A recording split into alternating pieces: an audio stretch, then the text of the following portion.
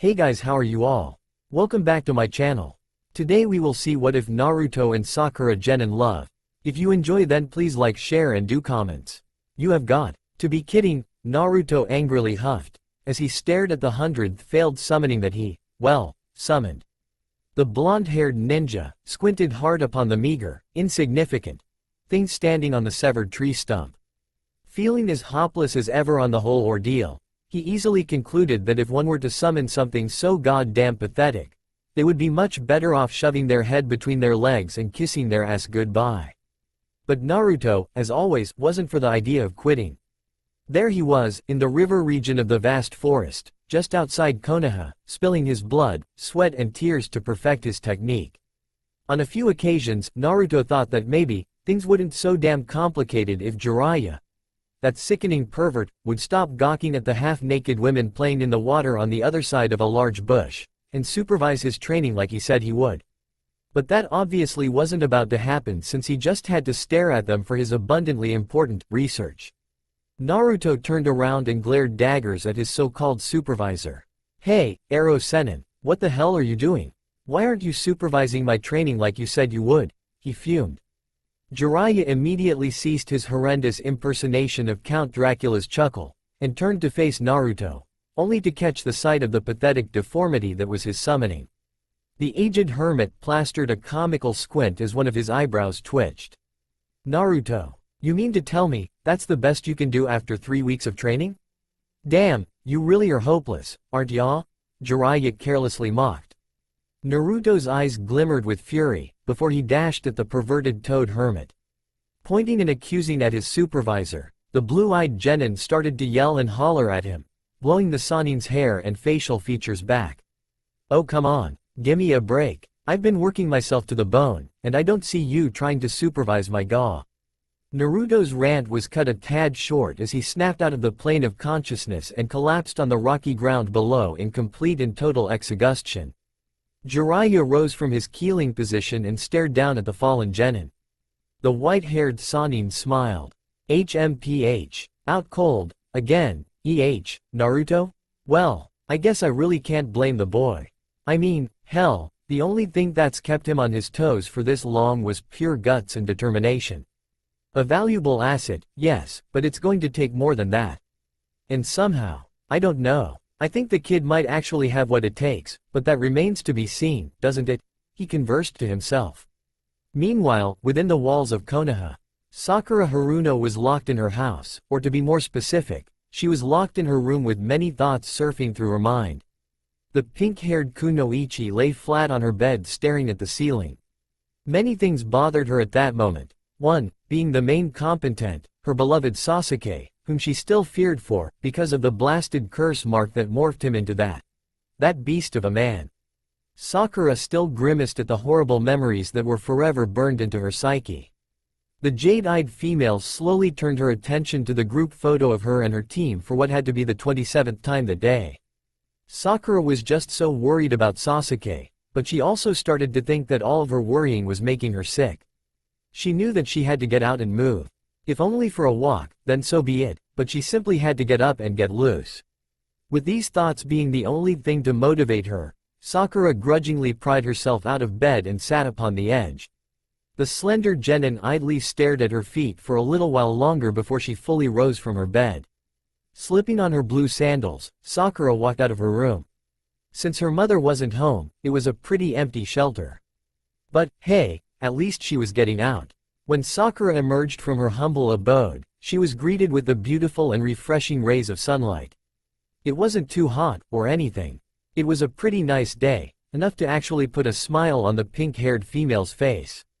During her aimless walk, Sakura spotted Naruto and some old geyser, of whom she was not familiar, passing by. They weren't exactly close enough for them to notice her, especially since Naruto was obviously preoccupied with something. That is, if the fact that he was practically dragging the old man across the freakin' road screaming, "Ramen ramen ramen," wasn't a factor. Typical Naruto, Sakura said quietly to herself, while watching the pair speed away in the direction of Ichiraku Ramen. Ever since the battle with her best friend Ino in the Chunin exams ended in a draw, she considered it an epic failure. Sakura has been given much time to think about things, especially her place in the team. Not to mention the team itself. Lately, Sakura has been doubting her abilities and how they could contribute to her team. At the very least, she desired to help her comrades a little more. Sure, her experiences in the Forest of Death have made her quite the force to be reckoned with, due to her hardened resolve, but since her loss to Ino, Sakura has been in a cycle of self-questioning. The pink-haired Kunoichi continued her walk as her thoughts were finally able to shift normally. She was at last able to think of anything other than Sasuke. Out of everything that had gone through her head, the last component was Naruto. Sakura started to wonder why she was so rotten to the boy. True, he was loud, annoying, and crude, but he was still her teammate. And out of all of the times that she swore to herself that she would be nice to him, the end result was the same. A whack to the head, a slam to the face, or just a flat-out bitching session. NGH, it's his own fault. If he weren't, well, himself, then maybe I wouldn't have to hit him, Sakura grudged to herself. That boy really needs to learn some humility. She could never figure out why, but Naruto and his childish antics always left a bad taste in her mouth. Was it so hard to ask for someone to just grow up, especially if they were on a team together? Of course, maybe that's why Sakura always wailed on Naruto. She just wanted him to grow up, to take charge and stop being such a kid. With her mind, now stuck in another cycle, Sakura stopped in the middle of the walkway to collect her thoughts about Naruto. She had to admit, Naruto may have been a bit immature, but there were more than a few occasions where he had pulled through when he was needed the absolute most. How could anyone, even her, ignore that? Despite who he was, Naruto was a valuable asset to the team. Sakura looked down at the ground as she gave the prospect a little more consideration. Maybe I've been coming down a little too hard on the guy. I mean, he tries. Harder than anyone I've ever met, in fact. Maybe I should cut him a little more slack, she thought. Of course, it was at the sound of Naruto's voice that snapped Sakura out of her thoughts. Hey, Sakura-chan, over here, Naruto shouted out. Despite her previous thoughts, Sakura couldn't help but grimace at what the guy wanted, but why deny him at a time like this? It's not like she had anything better to do with her life, right now. Elsewhere, at the top of one of Konoha's buildings, Jiraiya was sitting down at the edge, looking through his ever-present telescope in the direction of the hot springs. Well, I think you can all pretty much guess what the old pervert was looking at. Oh ho ho ho ho yeah, baby. Daddy Jiraiya likes what he sees. Oh yeah, take it off, baby. Take it off, he drooled. Normally, Jiraiya's research couldn't be interrupted unless he was annoyed, distracted or otherwise troubled about something. This time, however, the toad hermit noticed something outside of his line of sight.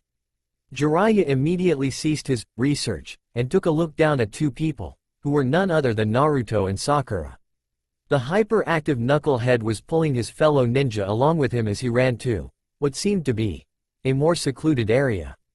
Jiraiya trails the two with his eyes and smiles. HMPH. Mr. Smooth makes his move, he said. Instant flashback. So, Naruto. Nani, Ero Sennin? Would there happen to be someone you like? Naruto simply had to raise an eyebrow as this. Wah, you know, like a special girl that you admire. The blonde Genin's eyes widened like hell at hearing Jiraiya's question. He blushed and started rubbing the back of his head like the goofy idiot he was. What? Well, I sorta do. I mean, I think so. It's just that just answer the damn question, already, Jiraiya demanded. Oh, it's no one. Just Sakura-chan. End instant flashback. Jiraiya's smile widened as he remembered that. Sweep her off her feet, Naruto, he said, before silently following them. While he did, however, the perverted mountain sage spotted a very strange-looking box that was obviously painted to look like a rock. Jiraiya almost cackled at the pitiful attempt of stealth, but kept his cool and watched, as the rock tailed Naruto and Sakura. Seriously, who the hell does Konohamaru think he's foolin'? Naruto finally reached a destination that he considered uncrowded. Sakura leaned her back upon a fence and crossed her arms. Okay, Naruto. What do you want? She asked, rather rudely. A blushing Naruto, being the blathering mess that he was at the time, couldn't seem to form those little sounds that your mouth makes except they actually make sense. What were they called again? Words? Yeah, that's it. Well, ya see, Sakura-chan, look, if it's money you want, then sorry, but I'm fresh out, Sakura said, cutting Naruto off. No, it's not that. It just that. Ooh. Oh, why'd I have to blow it at a time like this? Eros Senin gives me a chance to give the girl of my dreams the biggest hug of her life and I'm choking on my own stupidity. God, she's more beautiful than ever. No. Focus Naruto, you hopeless bastard, focus. Sakura shook her head at her teammate's idiocy. Well, if it's nothing, then I'm gone, she said, before immediately turning to walk away. At the realization that he may have blown his only chance, Naruto's eyes went rampant with disbelief. He was going to completely miss his chance to do what they came there to do. He wanted to hold her, to caress her, to let her know how much she was wanted and appreciated her. He didn't care what it took. He would let her know, and he would let her know today. No, Sakura-chan, wait, Naruto exclaimed, before reaching out and gasping onto Sakura's shoulder. The desperate blonde genin yanked his love interest's shoulder a little more forcefully than he had intended. As a result, Sakura lost her balance as she was abruptly spun back around. Before she knew it, the pink-haired genin lost her footing completely and time suddenly felt as though it became slow and monotonous, for both of them. Sure, Naruto didn't mean to trip her, but come on. How could he pass up a chance like this? Yes, this is it. Here I come, Sakura-chan, Naruto thought dreamingly to himself. Of course, it was at this time that the pathetic excuse for a disguiser, the rock, just happened to ram into Naruto's calf at the most inappropriate time. By the time Sakura snapped herself to her senses, she instantly noticed Naruto's face mere inches from her own. Though she glared at him wildly for pulling such a stunt, the lightning-quick production of her thoughts made her realize what was about to happen, causing her expression to change. She suddenly went into shock. Wah, what does he think he's? The fact that something Sakura would never dream of doing was about to happen, she found it excruciatingly difficult to quicken her reflexes. No way, there's just no way. I can't let this happen, Sakura desperately grimaced. She couldn't allow this to happen. She would never do something like this. Not with him, never. But things were looking very bleak for Sakura. She could almost see herself pressing her lips against high. No.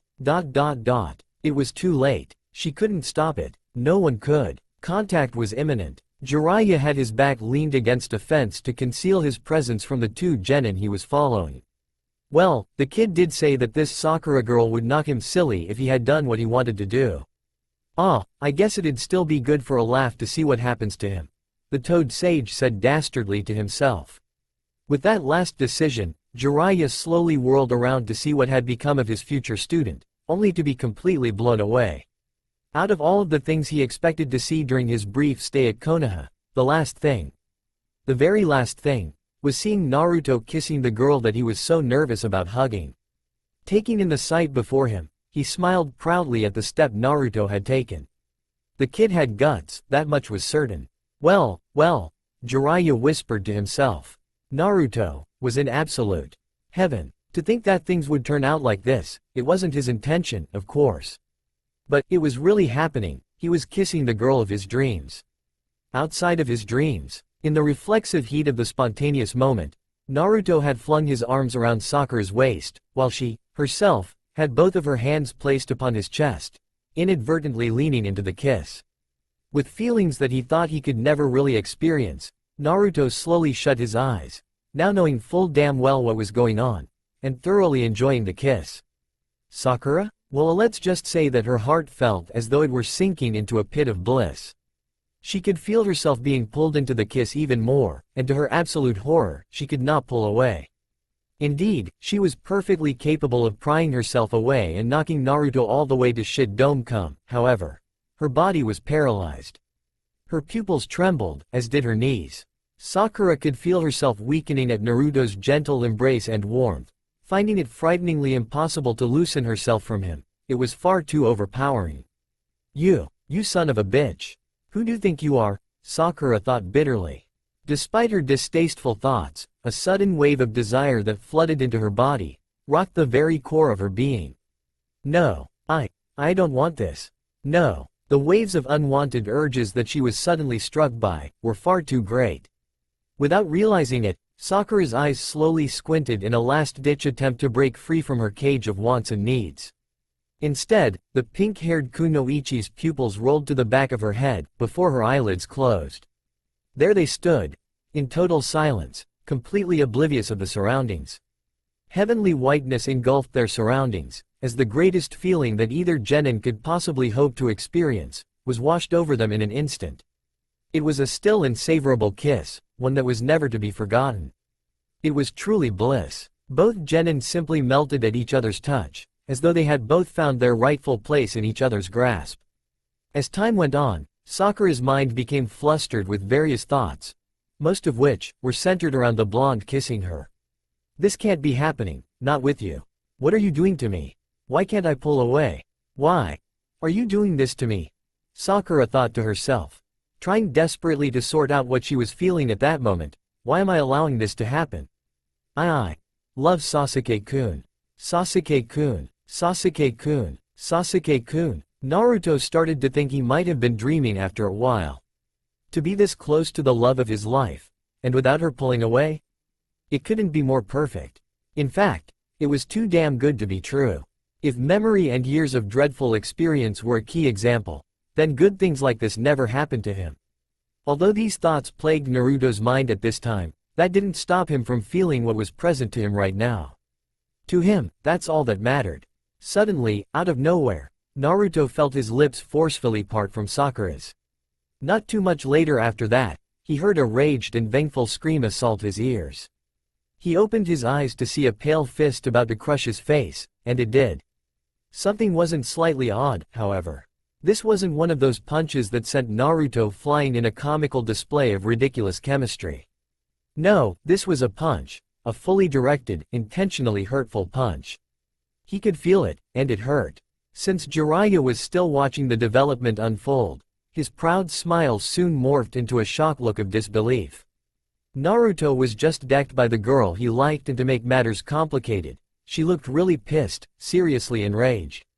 With his arms still crossed, the white-haired toad sage whirled his body back to lean on the fence and just listened to the development unfold instead of watching it. You sorry, pathetic, piece of hapless loser trash. You worthless, disgraceful, shit-eating termite. How dare you do that to me? What the hell? Gave you the right, Naruto? Naruto just sat there, holding his sore and bruised cheek in surprise and predominant despair. He had never ever seen Sakura look so enraged. Her eyes were full of what could only be seen as hatred for him. But Sakura-chan, I thought that. Thought I what? Enjoyed it? Sakura screamed, silencing Naruto completely. You think I'd enjoy being kissed by a clueless fool like you, Naruto? Never. I don't believe you, you stupid idiot. Naruto felt his heart breaking at Sakura's words. He knew that Sasuke was the one her favorites list, but to say such things, because of an accident? It was slowly becoming too much to take, and Naruto wanted it to end at that very instant. Sakura-chan. Shut up, Naruto. Just shut up and don't call me Sakura-chan. When will you ever get things through your impenetrable head? I don't like you, and I never did. Sasuke is my one and only, but you just can't seem to get that, can you? No, you're like a mindless beast.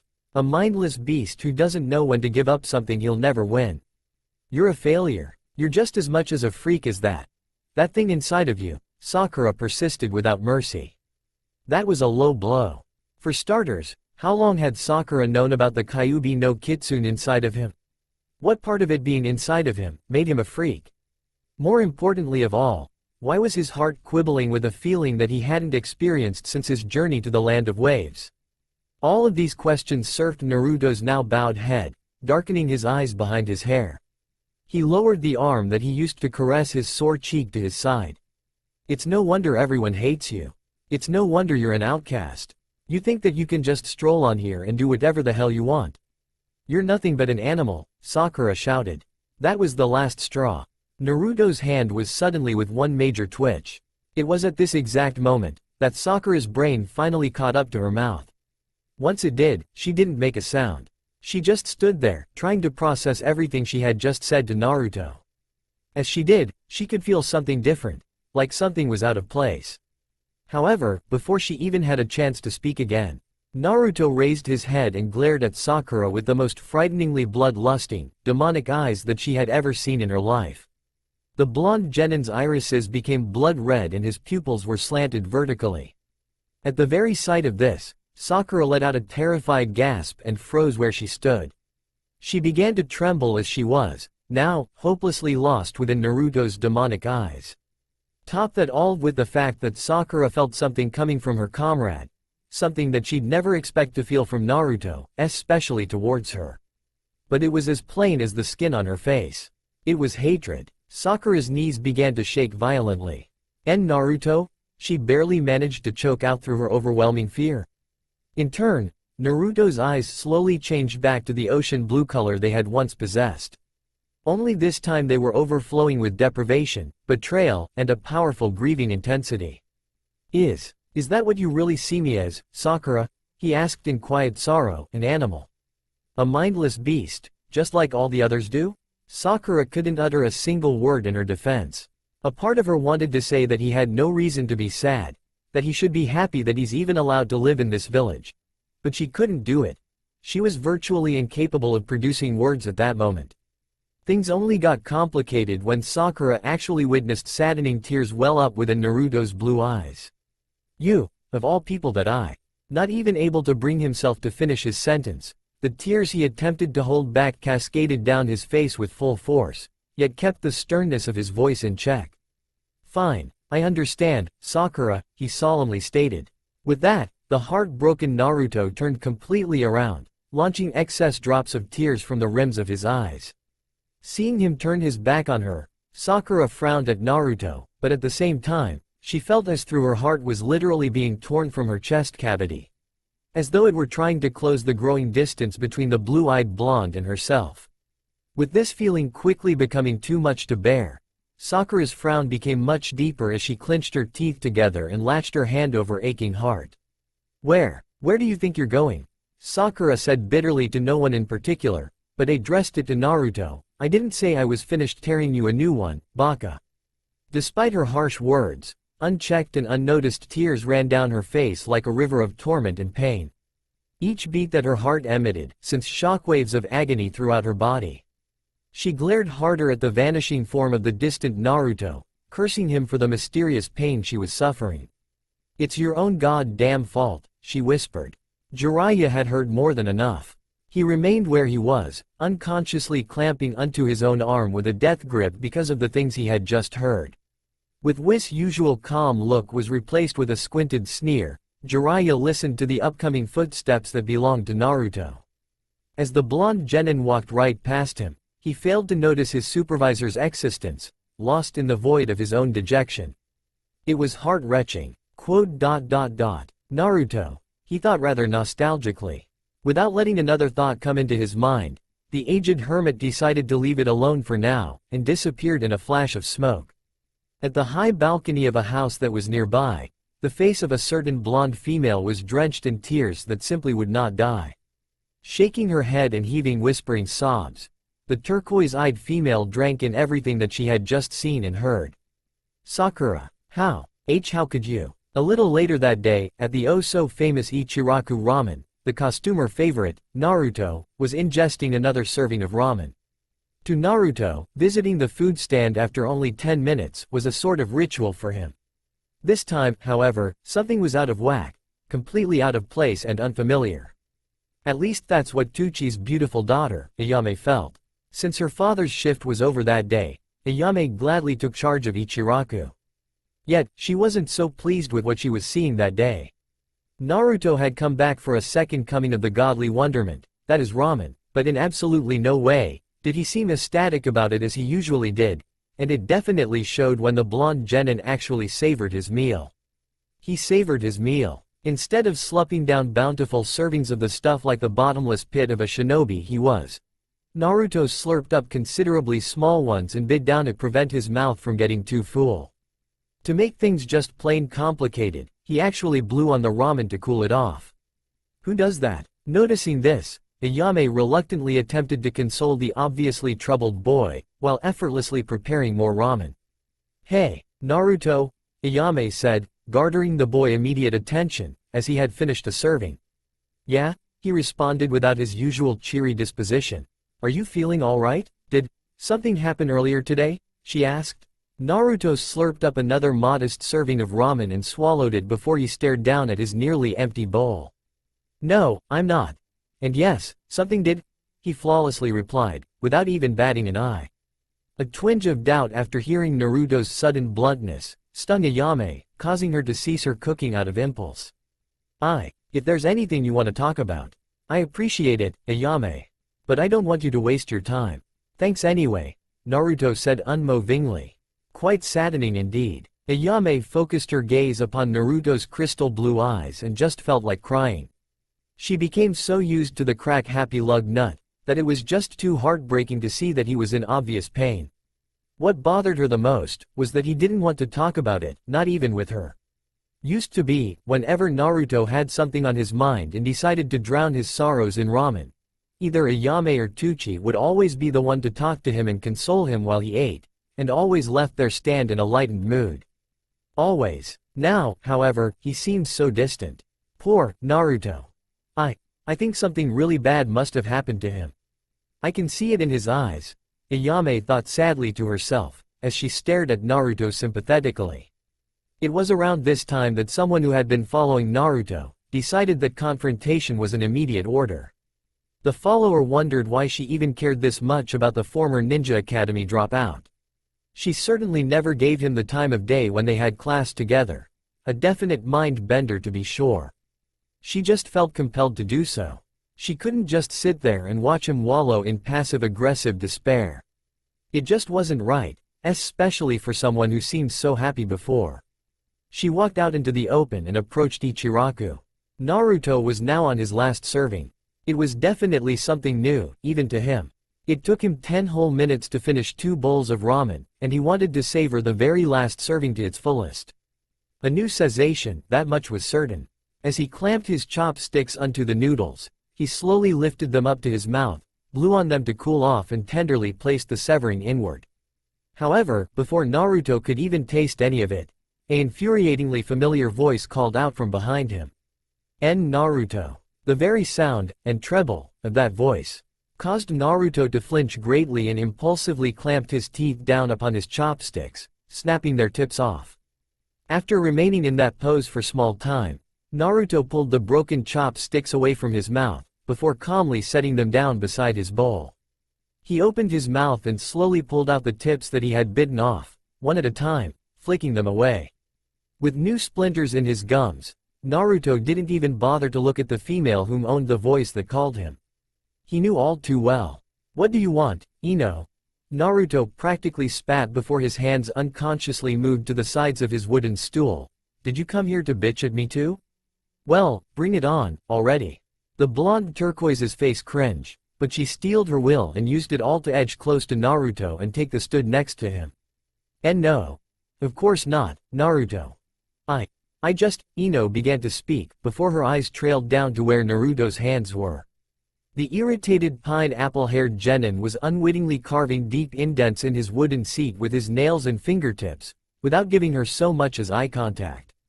With eyes now widened, a feeling that welled up inside Ino at this time was as unsettling as it was confusing.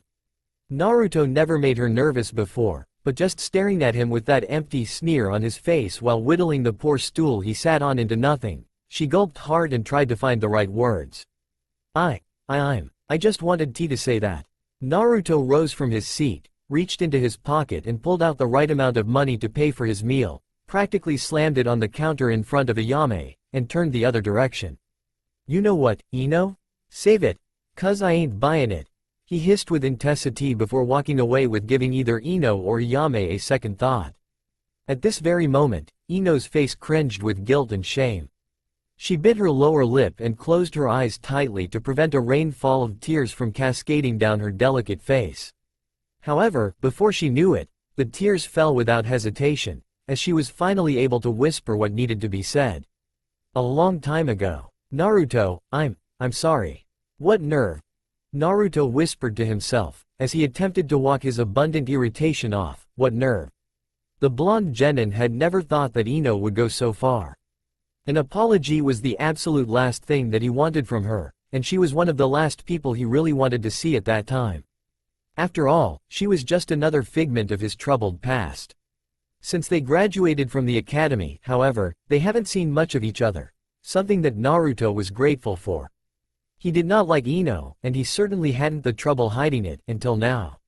He was pissed, irritated and depressed, but most of all, he was crushed. He inwardly questioned how Sakura known of Kyuubi. And if she knew, why was she able to tolerate it until now? Things just didn't make sense anymore. Naruto's mind was thrown into a whirlpool of doubts and despair as he remembered the terrible things that she said to him.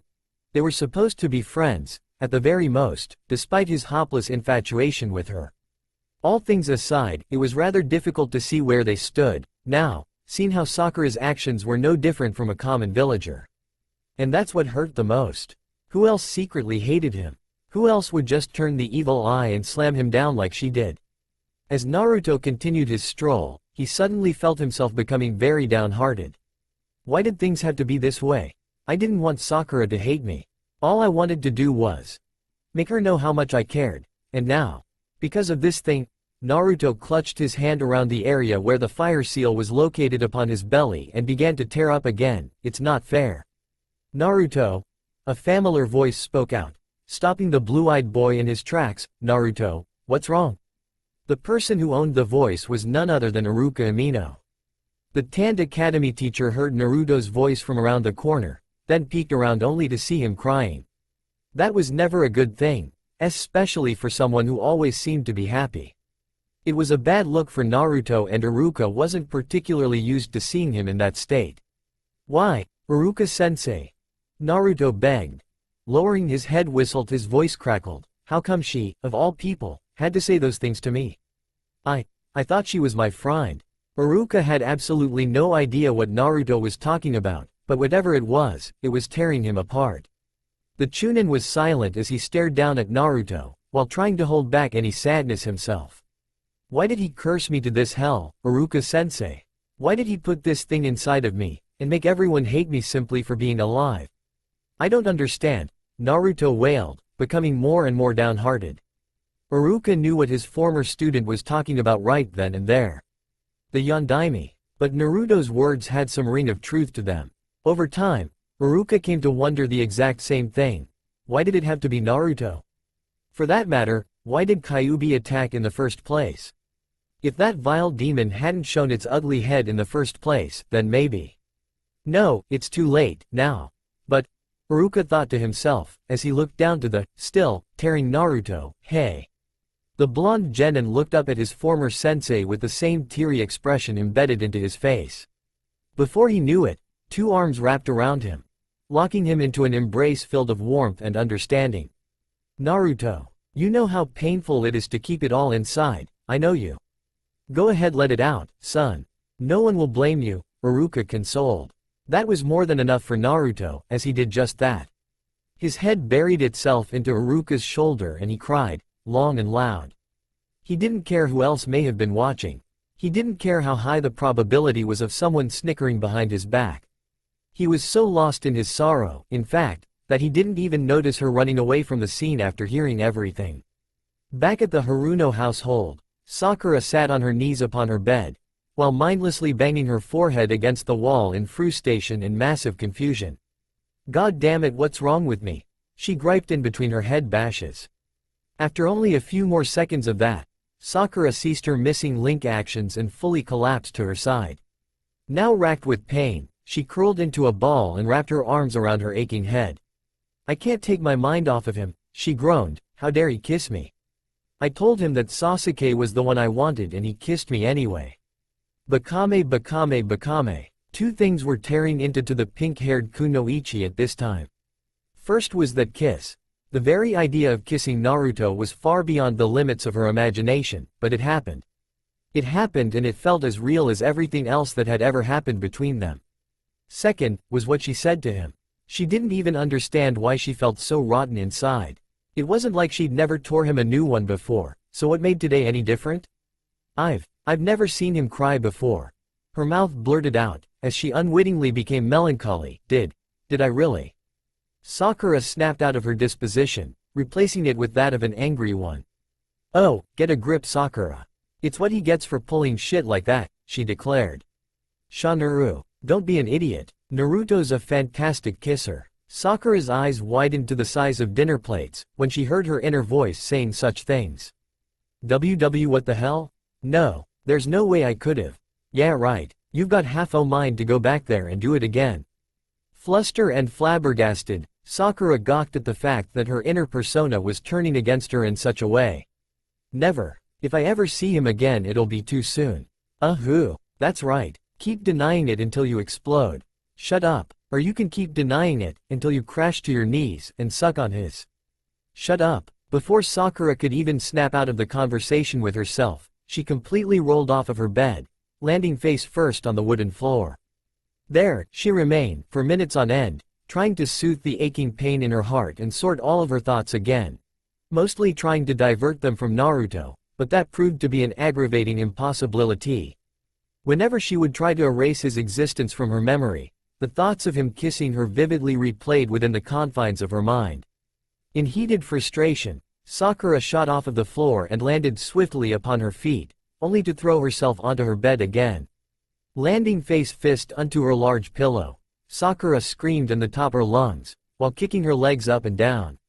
She continued her muffled howls of torment and failed to notice a frantic knock at her front door downstairs.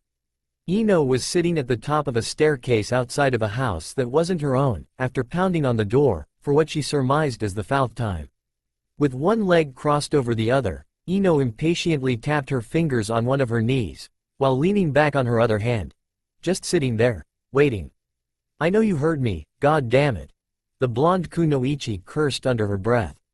After waiting an extra minute or so, Ino finally lost it.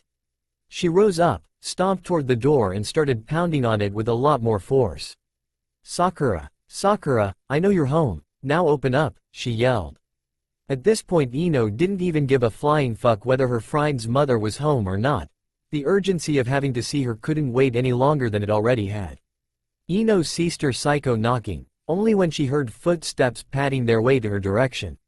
With anticipation building within her, Ino took a couple of steps back from the door and started pacing madly to soothe the soul-searing anger that was welling up inside. Within a few more moments the door finally opened, revealing a red-eyed and frowning Sakura. "Oh, it's you." Sakura practically spat out, "What do you want, Ino pig?" Without given any time to think or to react in the slightest, Sakura's senses were thrown off and nearly shattered when a vengeful, lightning quick punch connected with the right end of her face, sending a trail of warm saliva spewing out of the pink-haired kunoichi's mouth. With the force of the blow, Sakura was actually lifted off of her feet as she was hurled back into her house. She landed face first onto the wooden floor. Taking only a short time to fully assess what had just happened, Sakura drowsily lifted her torso off of the floor, while holding the left side of her face. Ino stood over the now glaring Sakura, with her breath heavy and her fists curled. "Ino," Sakura growled, before shifting her aching jaw with her hand to soothe the pain. "What the hell?" Ino sneered. "Me? I'm the one who should be asking you, Sakura," she yelled. Miffed by this audacity, Sakura immediately rose from the floor and glared kunai at Ino. "First off, what the hell are you talking about? Second, who on God's green earth do you think you are, coming here and pulling shit like that?" she shouted. Ino took on a look of mock shame. "Oh, I'm sorry. I was so lost in my vortex of tooth-grating anger that I'd forgotten to take my sandals off," she mocked as she removed said footwear and set them next to the door. Letting herself in, the heated blonde slammed the door behind her shut, never breaking eye contact with her longtime rival. Sakura, on the other hand, was not having any of that. She marched up to Ino and got right in her face. "And where do you get the guts, thinking you can come into my house after that?" she demanded, as she was very tempted to spit in the blonde kunoichi's face. Instead of a straightforward answer to her question, Sakura received a swift backhand to the untouched side of her face, an action that finally set it all off. "You bitch," Sakura howled with fury. The pink-haired female tackled her longtime friend, sending her stumbling back, until she hit the door, knocking the wind out of her. In a rage, Sakura flipped the distraught blonde over her shoulder completely and kicked her away. Ino skillfully caught balance and slid back upon the sleek wooden floor, remaining crouched down. Who's really the bitch, here, Sakura? He liked you, he really liked you. But that wasn't good enough for you, was it? You just had to shoot him to flames and stomp on the ashes, didn't you? Sakura flinched back, realizing at that point that Ino had seen and heard everything that happened earlier that day. She knew that denying it was beyond stupid. Don't come to me with that. I don't like Naruto that way and I did what I did to let him know that, Sakura adamantly defended. Ino scoffed at what she was hearing. Oh, I'm really convinced, Sakura. That's just what I needed to hear from a heartless bitch like you, she shouted, while pointing at the jade-eyed female. Sakura's face hardened, feeling her heart pound through her chest with anger and adrenaline. I'm warning you, Ino. Get out of my house, she growled. Ino rose to her feet and glared right back at Sakura. Oh yeah? And what are you gonna do if I don't, Sakura? Are you gonna hurt me, huh? Are you gonna tear into me like a hot knife through butter and call me a monster? Sakura's teeth clenched hard as the blonde's words crawled underneath her skin. Well, the joke's on you, because there's no way that you can hurt me, or anyone else, the way you hurt Naruto. She declared with a mixture righteous fury and grief-struck determination. Sakura's eyes flared with rage. That's it, she howled before charging at Ino in full force. Meanwhile, in the outskirts of Konoha, Naruto and Jiraiya had been traveling further and further away from their home village. Just to point out the obvious, Jiraiya was a little ticked that Naruto was nearly impossible to get a rise out of after the little incident earlier that day, and he wasn't feeling any better, seeing as how Naruto was still moping around. With Naruto lagging behind, the aged mountain hermit sneered as he looked straight ahead. He's still upset. Well, in his current state he won't survive this stage of his training, he thought to himself. With that last thought, Jiraiya stopped in his tracks. With Naruto failing to notice this in time, his face rammed into Jiraiya's back. Pulling away and rubbing his face to ease the pain, Naruto glared at his supervisor. Hey, Ero Sennin, what did ya stop so suddenly for? He griped. Jiraiya was silent for a brief moment before responding. Naruto. The blue-eyed Jinchuriki stopped caressing his face and stared at Jiraiya in slight confusion. What is it? Without turning to look at his younger counterpart, the white-haired toad sage continued. Are you still worried about that Sakura girl? He asked knowingly. Well, Naruto began to say, but was cut off by his own doubt as he tried to search for the words to describe exactly how he was feeling now. I don't know. That was more than enough for Jiraiya, who spun around and stared Naruto dead in his eyes. Well then in that case, I feel it's my sworn duty to say. Get over it, he said coldly. Naruto flinched at the biting statement. What? I don't stutter, Naruto. Women come and go, that's a roll of life that everyone suffers through whether it's fair or not. This, Sakura, is no exception. Moping around like a rock on a Sunday evening won't bring her to her knees, Naruto. She's already made it clear how she feels, Jiraiya said without wavering in the slightest. All Naruto could do was stand there and gawk at what he was hearing, without having a single word in response to it. So, what are you gonna do, Naruto? Are you gonna whine and cry over her, hoping for her affections, or are you gonna suck it and be a man? It's time that you stop acting like a simple child, and stand on your own 2 feet, like a shinobi. It's your call. Much to Naruto's great surprise, he actually felt a gaggle of relief after hearing those words.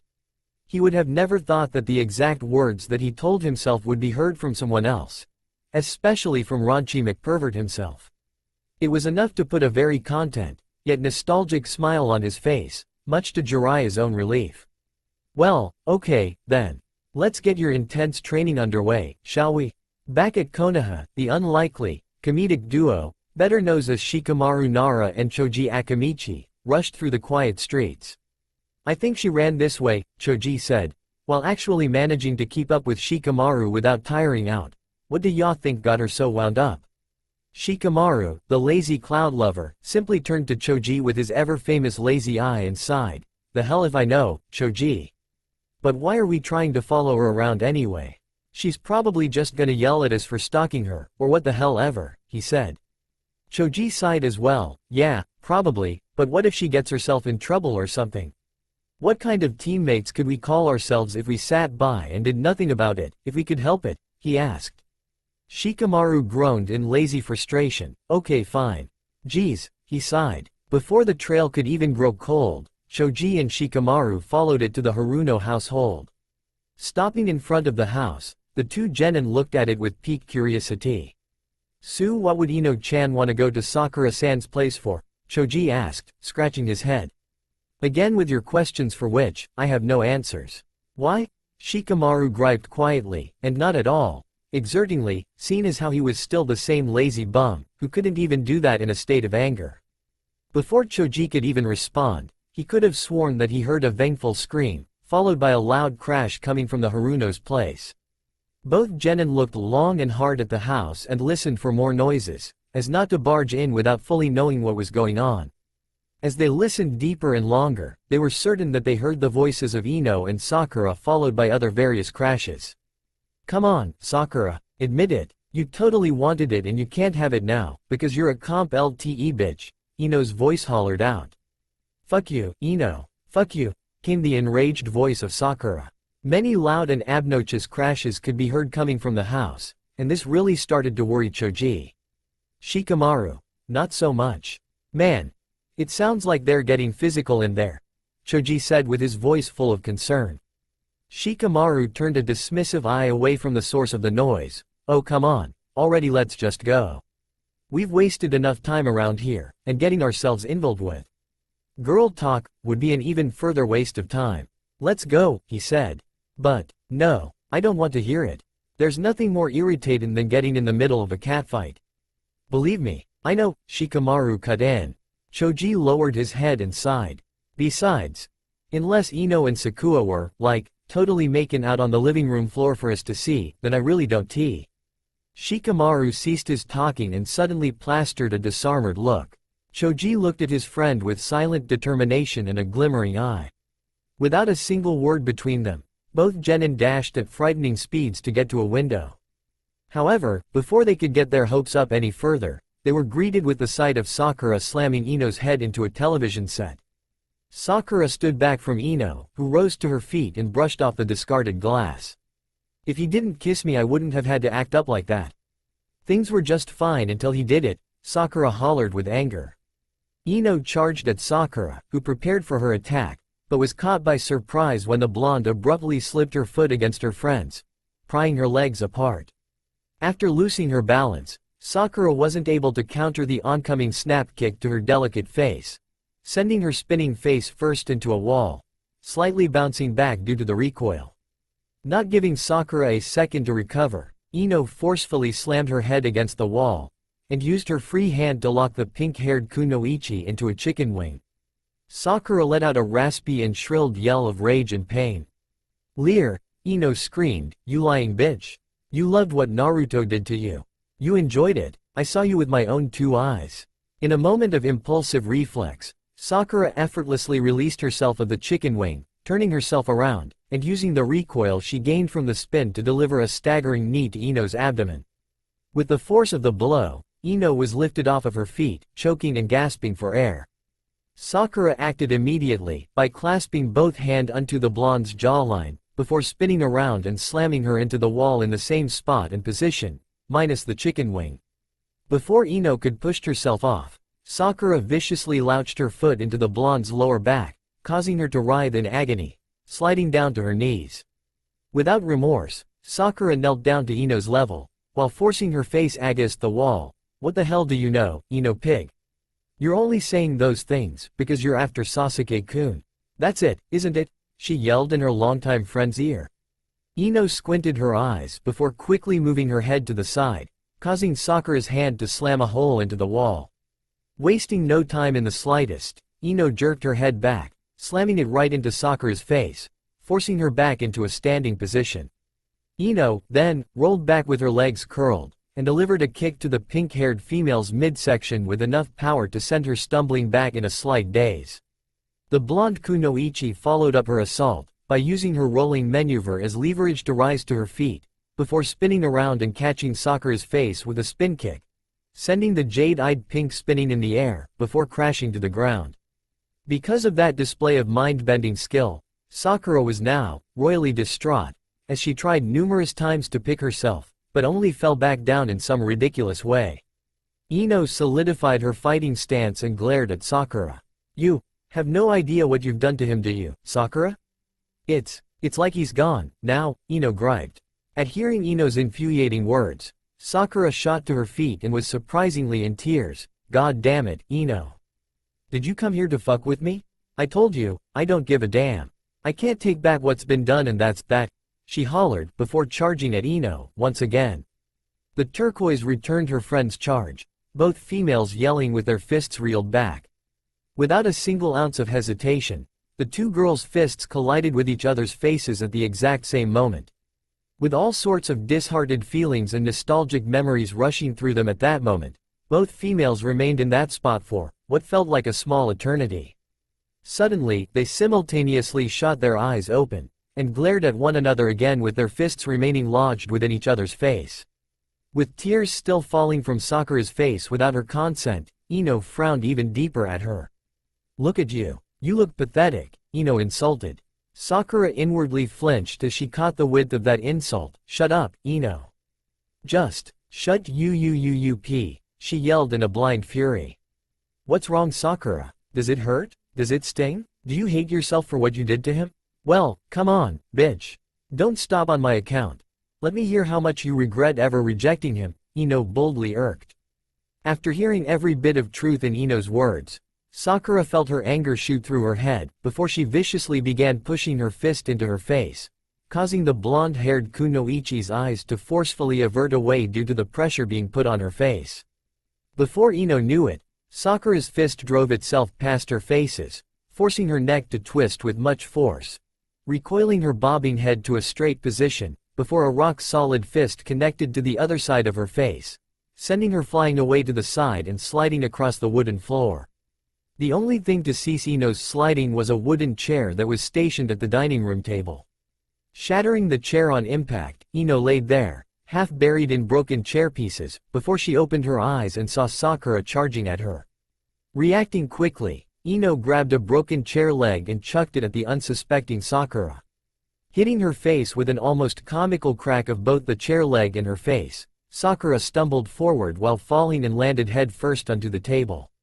With her pink-haired friend looming over her, with nothing but her head on the table, keeping her from falling, Ino quickly latched her hands onto the floor, before pulling herself forward, sliding past Sakura's legs. Rising to her feet almost immediately, Ino ran over to the, now, dizzy Sakura, snatched her by her hair and repeatedly started slamming her head against the table itself. "Slam, you cold. Slam, unfeeling. Slam, bitch." Without realizing how much they had already watched, Choji and Shikamaru stared on at them, until they lazy Genin threw his arms in the air and huffed. "That's it, I'm gone," Shikamaru said disconcertingly, as he was inwardly disappointed about not seeing any action. What a troublesome drag. Choji shot his head to his friend who was walking away with his hands in his pocket. Wait. "Shikamaru, you're leaving?" he said. "Do you see any other reason we should stay?" "Yes. The possibly scenario of rough and crazy makeup," Choji retorted. This little possibility halted Shikamaru in his tracks for a few seconds, before his hand shot up to his side. "No. I'm gone," he said before strolling off again. Meanwhile, back at the forest area far from the walls of Konoha, Naruto was on the ground using nothing but his arms for arc support, as he panted erratically to catch some much-needed air. Jiraiya looked down at the worn Genin and smiled at the boy's progress. Wow, his past altercation with Sakura must have really sparked a flame. The kid's progress is actually a little above average, but still, the aged Sannin thought to himself. Naruto. Naruto ceased his heaving after he had caught enough breath and stared up at his supervisor with an obviously tired out look on his face. "How ya holdin' out?" Jiraiya asked knowingly. "Holdin' out? I'm spend, pervy sage," Naruto said through his fatigue. Jiraiya's smile grew. "Good, now get up. We're not finished," he ordered. Naruto's eyes nearly popped out of his head when he heard what he thought he heard. What do y'all mean we're not finished? I've been spending nearly an hour pushing myself to the very limit, and then some. What more do you want me to do?" he lamented. Jiraiya hardened his look to a glare. "Well, for starters, you can stop your useless complaining. That won't get you anywhere, and second," Naruto tilted his head, "and second, Question mark quote. Jiraiya knelt down in front of the blonde boy and pointed at his stomach. Second, you'll have to learn how to rely on yourself without relying on yourself. For instance, when your Vey life is on the line, he said unwaveringly.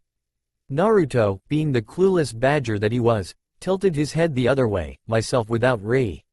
What, I don't get it, and what do you mean when my life is on the line, huh?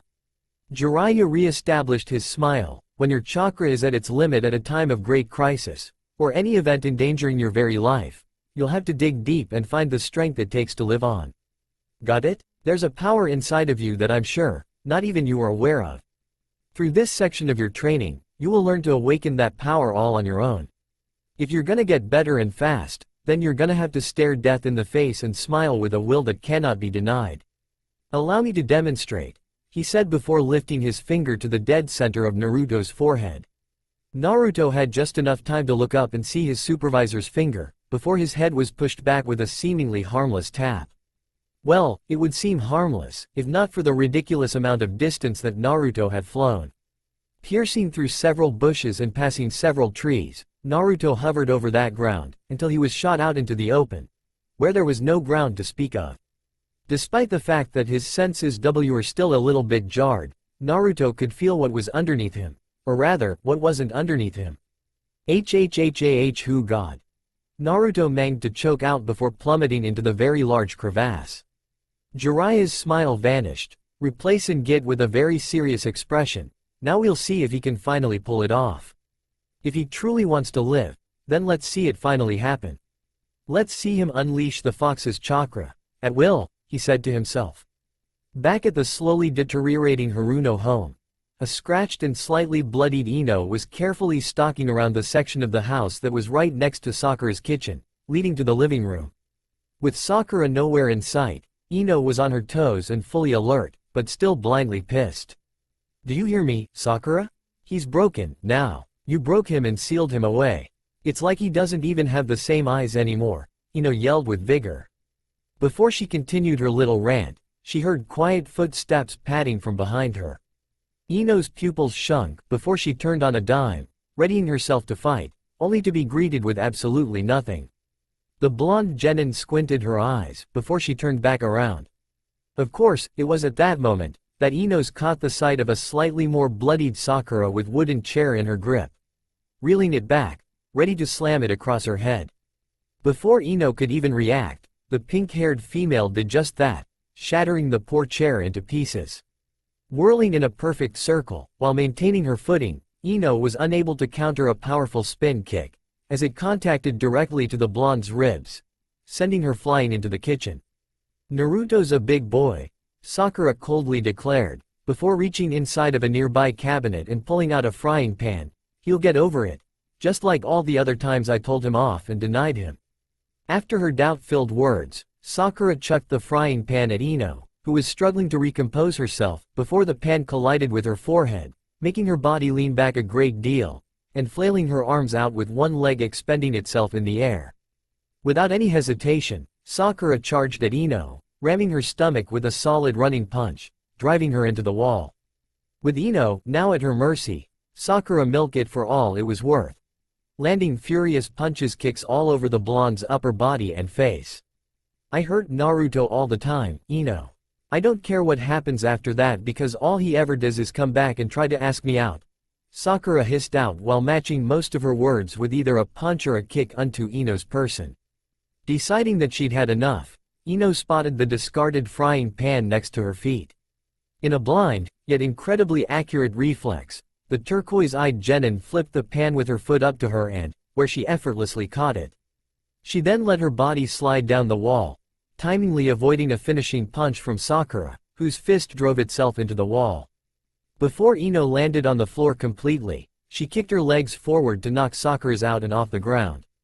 Caught completely off guard by this move, the jade-eyed Genin fell forward. In the reaction time of only an instant, Ino Resource fully positioned the flat end of the frying in direct line with Sakura's face, and pushed as hard as she could. With a loud, plin ending, Sakura's body folded back almost completely, as she flew out of the kitchen. When she landed flat on her back, Sakura immediately latched both hands unto her, now, bleeding face, as she muffled a ultra-loud scream from behind them. Seeing this, Ino hesitated, as she dropped the pan in front of herself. Watching her longtime friend rolling on the ground back and forth, holding her face, struck a heart-wrenching twinge of fear and slight regret through her. Ino slowly picked herself up to all fours, as she was dreadfully tempted to aid her fallen friend, until she reminded herself of what she had done and that she needed know what she had done, causing that weakness to vanish. With a will of iron, Ino sprung forward, taking only a few large and quick-paced steps toward the groaning Sakura, before pouncing upon her. With Ino on top of Sakura, in the straddle position, the blonde kunoichi snatched the collar of Sakura's red outfit, causing the pink-haired female's hands to fall from her face, revealing a wide-eyed, pain-filled one. Ino kicked things off with a merciless head bash to Sakura's forehead. Listen to yourself, Sakura. Do you really believe what you're saying? Do you think that Naruto's affections are meaningless? She pursued. Sakura shook herself out of the slight daze that she was in and glared at Ino. I never said that. I mean, I don't care about Naruto-kun's affections. Sasuke's are the only affections I'm looking for. And no stupid blonde boy with a pink addiction is gonna change that, she exclaimed in a little confusion as to what she had just said. Exactly. It was too late to take back what she had said, however. Ino could smell blood in the water, and despite the ultra-heated situation, it put a sadistic smile on her face. What was that, Sakura? Did I just hear that right? Ino taunted, with the smile never leaving her face. Naruto what? Sakura blushed slightly before frowning deeply at the blonde girl on top of her. Shut up. She yelled, before Ino vengefully bashed her forehead against she friend's larger one again. Without a single moment to think, Ino used her legs to lift herself up, guiding Sakura with her. Still holding the jade-eyed genin by the collar, Ino spun around once and tossed Sakura across her living room. Falling, falling, falling, it was as though it was endless. A void of nothingness that would inevitably end any life. Staring down at that horrible blackness, the victim would fell prey to this very abyss, became wild-eyed and desperate. He couldn't speak, he could barely even think straight, due to the ever-present knowledge of impending death creeping up his spine. Oh God, I have to stop myself. If I don't, I'm gonna die, Naruto thought dreamfully to himself. With these desperate thoughts in mind, Naruto noticed several rocks pointing outward from the crevasse wall. Shifting his body's fall to the rocks, Naruto made a grab for one of them and successfully latched on, only to immediately slip off and continued his fatal descent, hitting a few rocks on his way back down. You've gotta be kidding, there's too much moisture on these rocks. I can't grab on. Despite the horribly obvious fact that there was no chance in frozen hell Naruto would be able to grab onto the rock without slipping, he persisted with vigor. But the results never change. Throughout the void of death, the fading and echoing scream of the distressed genin could be heard. Writhing, he's been falling for nearly a minute now, the feeling of death creeping upon him with more darkening ferocity. With his chakra completely diminished and absolutely nothing to grab onto, Naruto stared back down at the abyss. Watching. Waiting. Dreamfully anticipating when the bottom of Death's Canyon will greet him into the armed death himself. No. If I don't think of something quick, I really am gonna die. With these soul-rendering thoughts, Naruto could, now, fully hear his own heartbeat, as though it were a countdown of when he'd cross over to the other side. Die. Blackness. The raging bitch fight between Sakura and Ino was starting to get lethal. Both females were now in the completely desolated living room, standing off and staring each other down, more bloodied and beaten than ever. They were both on their last legs, now, the fatigue finally catching up to them. He loved you. He's the only one that I've ever seen treat you with more respect than you deserve. And you spit in his face, Ino said with more bitter sadness than anger. Naruto isn't that special to me. When are you gonna get it through your head, Ino? That kiss didn't mean anything, damn it. He's just in the way of the affection of the person I'm really AF. Liar. Sakura flinched back. I don't believe you, in the slightest. Talk all you want, Sakura, but you may as well convince yourself of it first, Ino said through her cracking voice. You can fawn over Sasuke all you want, but don't you think that looking at someone who already treats you like a queen sounds more plausible? Sakura's face cringed. Shut up. You don't know what you're talking about. Don't you understand? I'm glad that I'm rid of him. Now he won't ever get in my way, again, she said through her own crackling voice, unable to hold back a steady stream of agonized tears. That was the last straw. Ino couldn't take it anymore. To see this type of self-engraved delusion from her friend was more than what she was willing to take. Seeing as how either of them were barely able to keep a proper fighting stance without trembling, Ino decided to lead the final charge. Enough was enough. With fury building in her heart, again, Ino reeled her fist back. However, before she even knew it, Sakura's fist had already driven itself deep into her stomach, stopping her in her tracks. The blonde genin simply stood there without breathing, but occasionally sucking a heave of air out of bodily reflex. Don't come to my house trying to talk me into something that I would never want, Ino. Sakura calmly demanded, with tears still cascading down her face. I don't want Naruto, and it's perfectly clear that he'll never forgive me. Hearing what was just said, Ino looked up and glared at Sakura with more furious and knowing determination, which actually made Sakura waver greatly. The blonde didn't even have to speak anymore. She knew that she had made her point, as she stared into Sakura's tear-drenched eyes. With raw power and will, Ino forcefully removed her pink-haired friend's hand and delivered a punch of grand potential to Sakura's stomach. That was definitely something new to Sakura, a feeling that she would not soon forget. She could feel the wrath, the scorn. It was far too much to process, as she keeled over without making a single sound, her mouth gaping open and eye pupils fading into shadows of their former selves. After a few seconds of being lost to the void of agony, Sakura's face slowly cracked a frown, before she stared into Ino's eyes again, but they were filled with the same spiteful wrath that made the jade-eyed genin tremble. Why does it matter so much to you? Why do you care? Sakura howled, before reeling her fist back and delivering a vicious punch to center of Ino's face, which she made no attempt to block or dodge. Feeling Ino's intention to take the powerful punch, Sakura froze in place, staring at the blonde incredulously. Ino straightened herself back out and lowered her head, causing a thick trail of blood to run down her nose. After only a few moments, Ino grabbed Sakura's extended forearm, yanked it toward herself, and collided her fist with the side of the pink-haired genin's face with the same wrathful spite as before. Feeling as though she were about to faint, Sakura's eyes dimmed, as blood seeped from her mouth before she countered with another blow of her own. Things kinda went back and forth like that, with the two females exchanging blow after devastating and finishing blow, diminishing each other's strength and battering their bodies like none other. After the slam fest was finished, they immediately latched onto one another's shirts, reeled their head back a ways, and lounged forward with all that they were worth and more, colliding their foreheads together. There they remained, staring into each other's eyes in paralysis, heat, sadness, but most of all, shame. With both of their eyes losing their fire and determination, trails of their own blood trickled down each of their foreheads, causing time to become painfully slow. Without fighting it any longer, they collapsed to floor on their sides, face to face. Silence engulfed the entire house, as the two kunoichi stare into each other's eyes, neither one of them as vengeful as before. After 3 whole minutes of silence, a fresh steam of terror that had been held back since she arrived, burst out of Ino's eyes. But she was silent, aside from the occasional sobs that caused her to tremble. We were both the same to him. He never did anything to hurt us and we treated him like dirt. I hate myself for not seeing this sooner, that he deserves every bit of respect that everyone else does, Ino sorrowfully cried. It was at those words, it was at that very moment, that everything had finally hit Sakura, hard.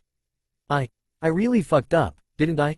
Sakura asked with an ill-hearted smile and a very shaky voice, as she stared at her tearing friend. I really hurt him this time. I've never seen him cry before. Never. Without holding back anymore, Sakura finally accepted that she may have torn away the most important people of her life, and cried. Like a river mourning in sorrow, tears gushed from Sakura's eyes, running down the side of her head. He's always there when I really need him. He always helped me. He's always tried to be nice to me, but I threw it all right back at his face. What have I done, Ino? She whimpered with a more trembling voice than ever. What have I done to him? Ino frowned, as she saw how much soul-shattering pain Sakura was in, now. Without her consent, Ino's tears became just as fierce and unrelenting as Sakura's. "Stop it, don't cry. Please, I hurt him, too.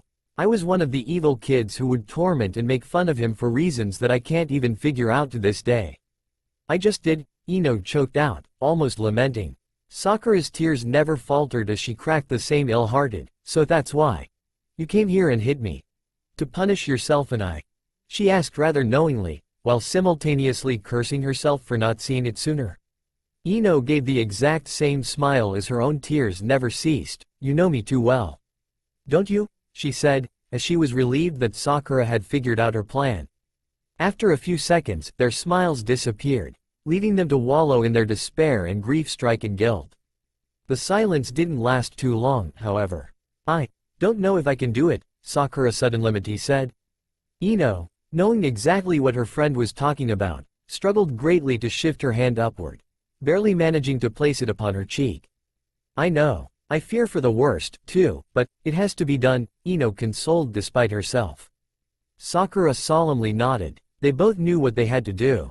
Of course, it was around this time that a certain clicking could be heard from afar, sounding surprisingly familiar to Sakura. Then, in an instant, fear struck her down with the force of 1,000 bricks when she heard the door open, followed by a loud gasp. "SS Sakura!" The enraged voice of Mrs. Haruno echoed through the house, as she caught sight of what had befallen the destroyed calamity that was her house. Darkness. That's all that could be seen. That's all that could be felt. Darkness. It was as though it had swallowed him whole, plunging him into the eternity of nothingness. His body was numb, his senses were dulled, but all in all, he was there. He could feel it. It was far too difficult to tell whether time was actually progressing or not. He didn't even know how he was able to process anything at all. One thing he did know, was that he was no longer in the world from which he once hailed. Where am I? Did I die? It was a difficult concept to grasp, and not just a little depressing, but that seemed to be the case. Naruto's body felt as though it had run away from him and he felt weightless. It's dark, so very dark. As time went by, Naruto started to feel his will returning, little by little. After a while he felt as though he at least had the strength to sit up. Some of the feeling in his body had returned, as he made the nearly exhausting effort to lift himself up into a sitting position. Upon doing so, Naruto opened his eyes and was greeted with the sight of something that could only be described as an obscenely humongous cage. Upon the center of the cage was a small seal tablet. What is this? After staring at the cage for a while, Naruto finally regained enough will and strength to rise to his feet completely, taking a closer look at the giant cage. Upon doing this, however, an eerie red smoke began to emit through the bars of the chamber. The smoke loomed forward, and before he knew it, Naruto and the entire area around him was clouded by this ominous smoke. The combined feeling of the red smoke and the darkness itself caused Naruto's legs to weaken again, but he stood firm. Though he had to admit, he was a little nervous about his situation, given the fact that he had no idea where he was. After only a few seconds, Naruto heard a very, very deep and gruff-toned snicker coming from within the darkness of the cage. That was unsettling enough as it was. The fact that it gave Naruto the chill of his life was a killer. Things grew silent after that unsettling snicker, save for the deep and steady breathing emitting from the sealed chamber. Naruto gulped hard before he decided to speak. Who's there? The loud snicker returned, but with more depth and treble. Right afterwards, a very humid and powerful gust of smelly wind blew from the cage and assaulted Naruto's senses, causing him to lift his arm over his face to repel the stench. Before Naruto could comment on how putrid that was, like he would normally do, he saw two red and glowing slits form in front of him. These thin slits slowly widened in horizontal width, before they shot open, revealing themselves to be very large demonic eyes. Naruto flinched back as he saw this and was suddenly riddled with, not only more questions than answers, but a fear that he has never been subjected to in his entire life. What is this aura? This feeling? After his thoughts, Naruto was greeted with a much more nerve-rattling sight. A giant, fang-bared, Cheshire smile underneath the demonic eyes. Naruto froze in his spot, trembling with fear. So, we meet at last. The voice was thundering and demonic, an abominable and wretched sound of wrath and dominance. Hearing the nearly deafening voice, Naruto took one step back, before a set of very large claws sprung between the bars, barely missing Naruto's face by mere centimeters. The blonde ninja jumped back out of pure terror and stared wide-eyed at the enormous claws that would have most likely rended him of his face. RRRRRR. You're terrified. How tortuous. To be bound to this tiny cage without the chance of devouring the flesh of delectable prey and picking my teeth with his bones. Fear makes prey taste so much better. RRRRRR. Naruto drank in everything he had just heard and grew even more afraid. However, through his indomitable fear, Naruto also drank in what he saw in front of him. A cage, a seal, and a giant beast. Things started to add up a little. Ah, don't look so surprised, youngling. You should be honored to finally meet what has been kept sealed within you for the entirety of what could loosely be called your life. Naruto's expression changed immediately to that of realization, not only of the fact that he was definitely alive, but of what was smack dab in front of him. Inside me, so you're, yes, it is I, Kyuubi no Kitsune, king of the Biju. To think, I have been reduced to enduring the monotonous task of keeping you alive to ensure my own survival. You, a puny human youngling, who is the vessel to which I have been granted eternal suffering. RRRRRRRRRRRR. Your very sight irritates me. Naruto's nerves suddenly hardened without his consent and he scoffed. Oh really? And just what is a lowly demon fox gonna do if he's trapped in a cage? If you ask me, it's pretty pathetic. Kyuubi's smile widened and his eyes squinted with murderous intent, as he growled viciously. Frankly, I don't see the point of making empty threats if you can do nothing to back him up, fox. Kyuubi snarled a demonic chuckle at the boy. You have always had quite the nerve, haven't you, Kit? Always talking up and puffing up with something to prove. I've watching you for quite some time. I know why you are always fighting. I know why you hold on so dearly to your pathetic dreams. I know why every living soul in your village hates you, detests you, repels you. Naruto's eyes darkened behind his hair. Yeah, so do I. It because of you. The blonde genin glared hatefully at the demon fox before him, causing the vile creature to smile deviously at him, as though he already knew where he was going with this. It's because of you. It all because of you. You attacked our village and destroyed so many lives. You were the cause of every bad thing that ever happened in my life.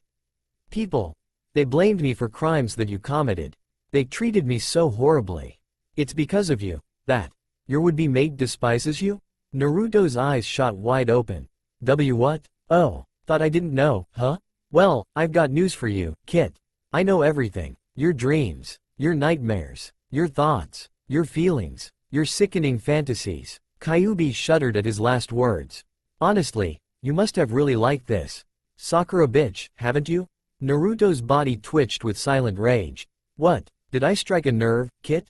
Don't you ever talk about Sakura like that. A long, slime-ridden tongue seeped through the fox's teeth, and licked across them with sadistic pleasure. You're still hopelessly in love with her, Kit? How laughable. She, who has scorned you to the bone. She, who would rather see you dead than, how do you say, go out with you. Shut up. She, who would never accept what you are. I said shut up. She, who only cares for this Sasuke prick, as you so humbly see him as, and leaves you rotting on a string. Shut up. Kyuubi's smile disappeared. It doesn't matter what happened, then. The important thing is that you fork over your strength, fox. Kyuubi's eyes dimmed. What, are you trying to give orders to Kyuubi? You have a lot more nerve than I can remember. You arrogant little chew toy. Naruto scoffed again. Yeah, keep talking like you don't give a damn. But I, for one, don't think I want to fathom what would happen to you if I went splat. Kyuubi growled irritatingly. That's what I thought. Now be a good fox and pay what you owe. Give me some of your chakra, so we can get out of this mess. You are very irritating, Kit. Although I can think of nothing better and more relaxing than crunching through your very bones and devouring your marrow, I must admit that your will is one to be admired. And through your perilous trials, you have managed to stay alive, which is something that I am loathingly grateful for. After all, if you die, I die. So as payment, I shall loan you my chakra. At Kyuubi's words, Naruto's vision became blurred and soon, the darkness lifted, revealing that he was still falling in the same seemingly bottomless crevasse as before. A new feeling of power and certain type of intoxication madness engulfed the boy. A feeling that he has felt on a few occasions, here and there. There was no time to think. No time to grasp how long he had to live, he had to act now. Where? Ah, that's right, gotta act fast, Naruto exclaimed. Unfortunately, Naruto had failed to notice just how close his body had came to the rocks during his descent. Before the blonde genin could bite down upon the thumb that he had lifted to his mouth, his stomach region was brutally torn and gashed by a slick and pointed wall rock.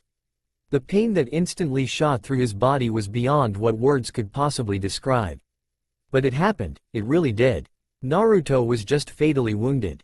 With the force of his collision and the speed at which he was falling, Naruto's body spun rapidly, before his descent reformed into a straight free fall, spilling his blood out of him and unto the air itself. The dying blonde's eyes dimmed lifelessly, as everything slowly, but surely grew silent.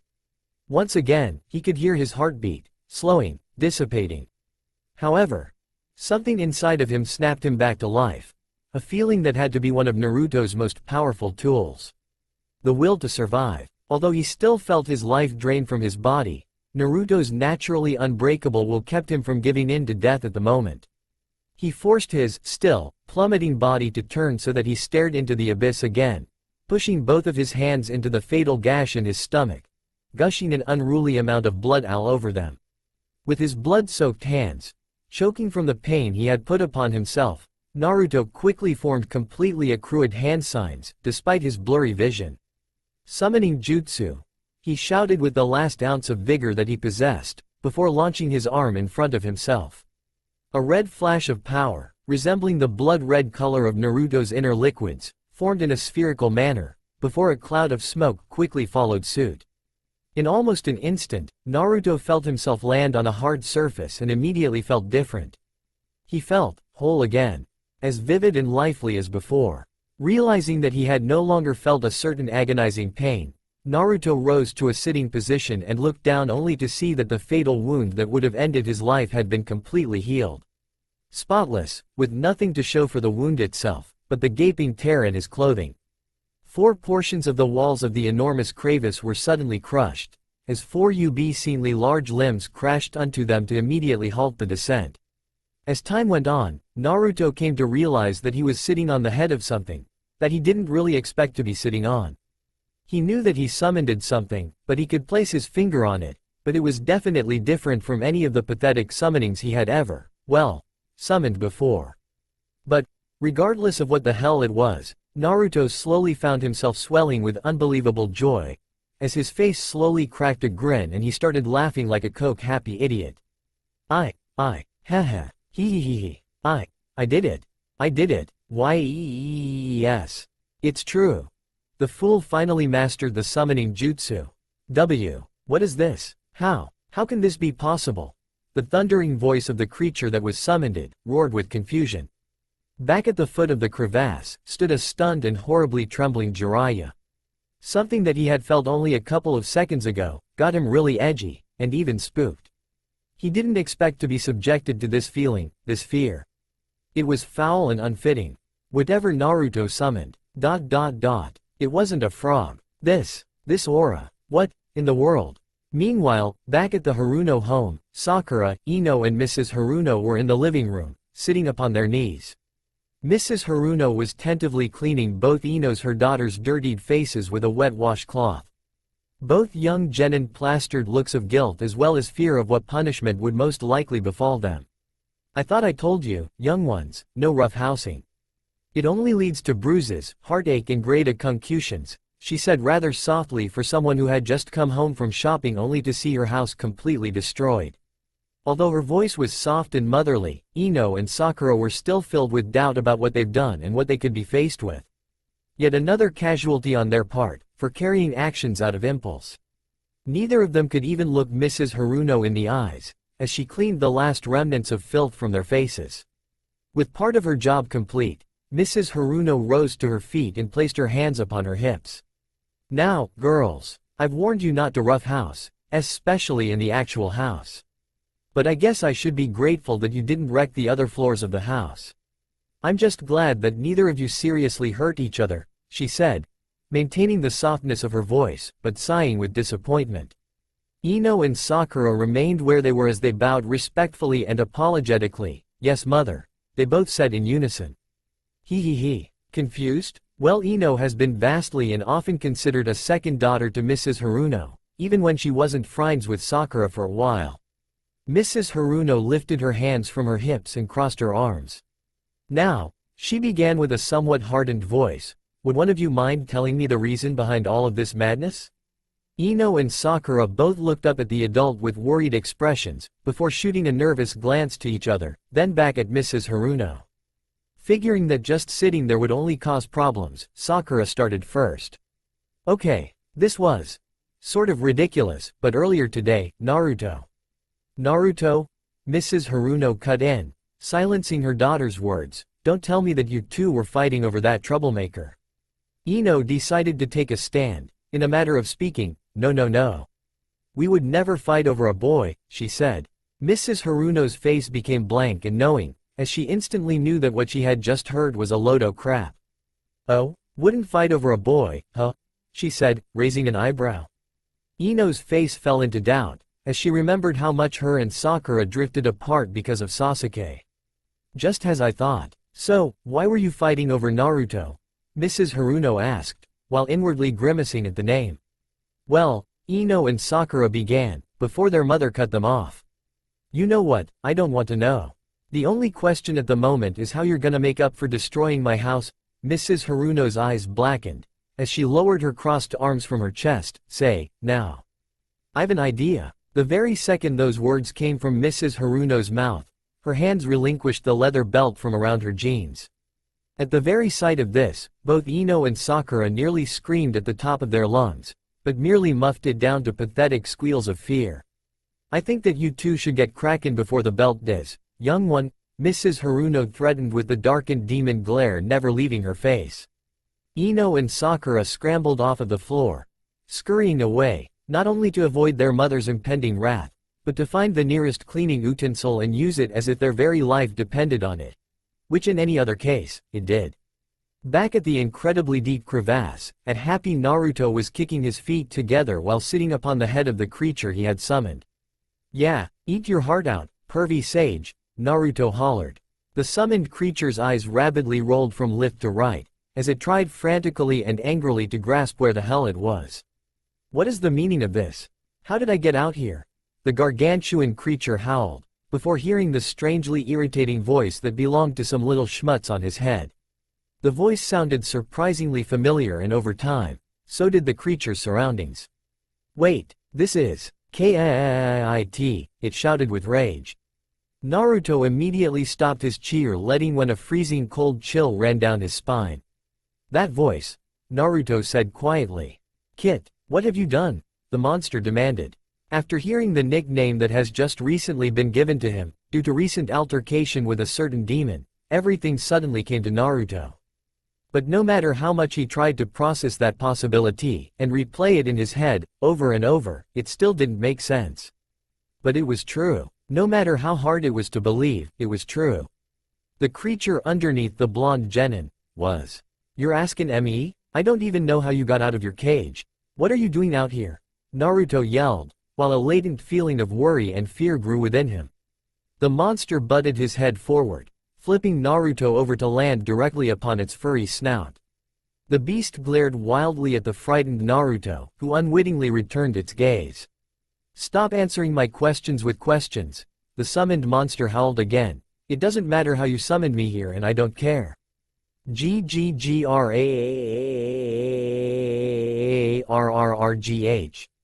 Naruto's entire body trembled horribly, because of the thundering echo of the beast. Kyuubi, why are you so angry? Even though I didn't intend it, you've been set free. Shouldn't you be grateful? Naruto asked with fear. Kyuubi's eyes glowed with demonic fury. NNNO. I'm pissed off. I completely lost his trail, he hollered, causing the entire crevasse to shake and nearly crumble at the seams. Whose trail? What are you? Before Naruto could finish his question, however, the enraged demon Kitsune forcefully punged his 9 tails into scattered parts of the crevasse walls, while digging his 4 limbs deeper into them, as well. With one loud and earth-shaking roar of fury, Kyuubi propelled himself from his previous position, using all of his tails and his powerful limbs, ravaging the crevasse walls without effort. As if he were suddenly locked in a G-chamber, Naruto's body nearly made a permanent indent of itself into Kyuubi's snout. Sensing the massive and horrid chakra closing into his position, and fast, Jiraiya's eyes widened greatly, before he dashed off with his incredible speed. And not a moment too soon. In a dazzling display of prowess, Kyuubi burst out of the crevasse, high into the air, blotting out the sun with his massiveness. Plummeting to the ground without even batting an eye, the massive demon fox landed on the ground with an earth-crumbling thud, landing on all 4s. Breathing heavily while expelling clouds of burning hot, steamy breath, Kyuubi began to frantically sniff his surrounding and growling. Naira ah! I completely lost his trail. The demon raged on, before lifting his head skyward, Orochi ie. In a dazzling display of prowess, Kyuubi burst out of the crevasse, high into the air, blotting out the sun with his massiveness. Plummeting to the ground without even batting an eye, the massive demon fox landed on the ground with an earth-crumbling thud, landing on all 4s. Breathing heavily while expelling clouds of burning hot, steamy breath, Kyuubi began to frantically sniff his surrounding and growling. Enra! I completely lost his trail. The demon raged on, before lifting his head skyward, Orochi ie. The Demon King's thundering voice roared throughout the land. Birds retreated, animals scurried away, mountains crumbled, the very ground itself trembled at the ferocity of Kyuubi's howls. All who were near could hear the roar. All who heard the roar trembled with fear. The people of the Fire Country knew of Kyuubi's wrath from long ago, and hearing that same air-crackling voice brought feelings of helpless nostalgia and immeasurable fear at what would befall the land. None, more so, than Konoha. Every single living soul halted everything that they may have been doing at the distant, but clearly notable voice from afar. The village grew silent. Like a dead chill of fear choked the very breathing of all who lived within its confines. That voice, that terrible voice that roared the exact same words, before Konoha was attacked 12 years ago. A wicked omen, indeed. All of the adults who have survived that horrible transaction trembled at the monstrous voice. Within seconds, small remnants of screams had begun to surface throughout the village. Eventually, the screams grew louder and more frantic. At the Ninja Academy, Iruka's class was completely disturbed by what they had all heard. Especially Iruka himself. Dropping his calendar to the floor because of the numbness that engulfed his hands, the Chunin trembled wildly, as detestable memories of Kyuubi's attack on Konoha surged through his mind with full, unadulterated force. The confused students, who had also heard the crackling roar, all turned their attention to their sensei in search of answers, but held their tongues when they saw the horror-stricken expression on his face. Well, most of them did, at least. Iruka-sensei. What was that, just now? It sounded like somebody was really pissed, the young and highly annoying voice of Konohamaru called out, snapping Iruka out of his fear-ridden daze. Once snapped out of his trance, however, Iruka was instantly horrified again when he saw all of the innocent students before him. They were all so young, they had absolutely no knowledge of Kyuubi, because none of them existed when he attacked. Things were supposed to stay that way. What could have possibly went wrong? It can't be. No, not again. Iruka inwardly grimaced, at the very thought of the horrendous fate that would indeed befall Konoha. The tanned Chunin had every reason to be shitten in his pant, right now. The Yondaime is dead, Kyuubi has apparently returned, and Konoha is completely unprepared for another attack by the demon fox. Things were already starting to look very bleak, and Iruka's sweating of bullets was a definite sign of that. Measures had to be taken. Iruka cleared his throat in an attempt to recompose himself as best he could. Alright class, listen up, Iruka called out, gaining the attention of all of the students. You're all going to be dismissed early today. The entire class started cheering. How predictable. However, none of you are to return to your homes. You will all follow me, Iruka ordered, gaining complaints and things of that nature from the students. Iruka knew full damn well that he couldn't rise a panic out of any of his students. The best he could do was hope for little resistance and a lot of much-needed compliance. Well, it was a good thing that Iruka wasn't dealing with little hard asses, otherwise things would have been difficult. But the students willingly complied. After all, they're getting out of class early, so what the fuck did they have to complain about? Rising from their seats, the students walked next to the entrance, awaiting further orders. Single file everyone, Iruka said as he forced a smile upon his face. I must warn Lord Hokage. Meanwhile, at the forested training grounds of Konoha, Asuma Sarutobi, no, not the third Hokage, and Kurenai Yuhi immediately halted their intense training after hearing the demonic roar. A roar that was more than just a little familiar. Kurenai, did you hear that? Asuma asked, while biting hard upon his ever-present cigarette and sweating bullets. How could I not? Kurenai fearfully responded, before gulping hard to extinguish the lump that formed in her throat. Asuma instinctively reached in his shinobi vest and pulled out his handy communication device, hooked it up to his ear and pressed the button located on the earpiece itself. The message had to be sent. At the Haruno household, which ain't so destroyed no more, Sakura and Ino had halted the last remains of their slave-driven cleaning when they, too, heard the thunderous roar. The two females shot a quick glance toward each other before running to a nearby window to see what the hell was going on. When they saw that everything seemed to be intact, confusion sprung in the air. It was a mystery to Ino, of course, but two certain pink-haired females were trembling with fear and worry. Mrs. Haruno's eyes widened with fright, before she slowly shifted her vision toward her daughters, filled with the greatest concern she had ever felt, since. No, she thought, while feeling as though her heart was climbing to her throat. Memories of that horrendous event 12 years ago resurfaced into Mrs. Haruno's mind.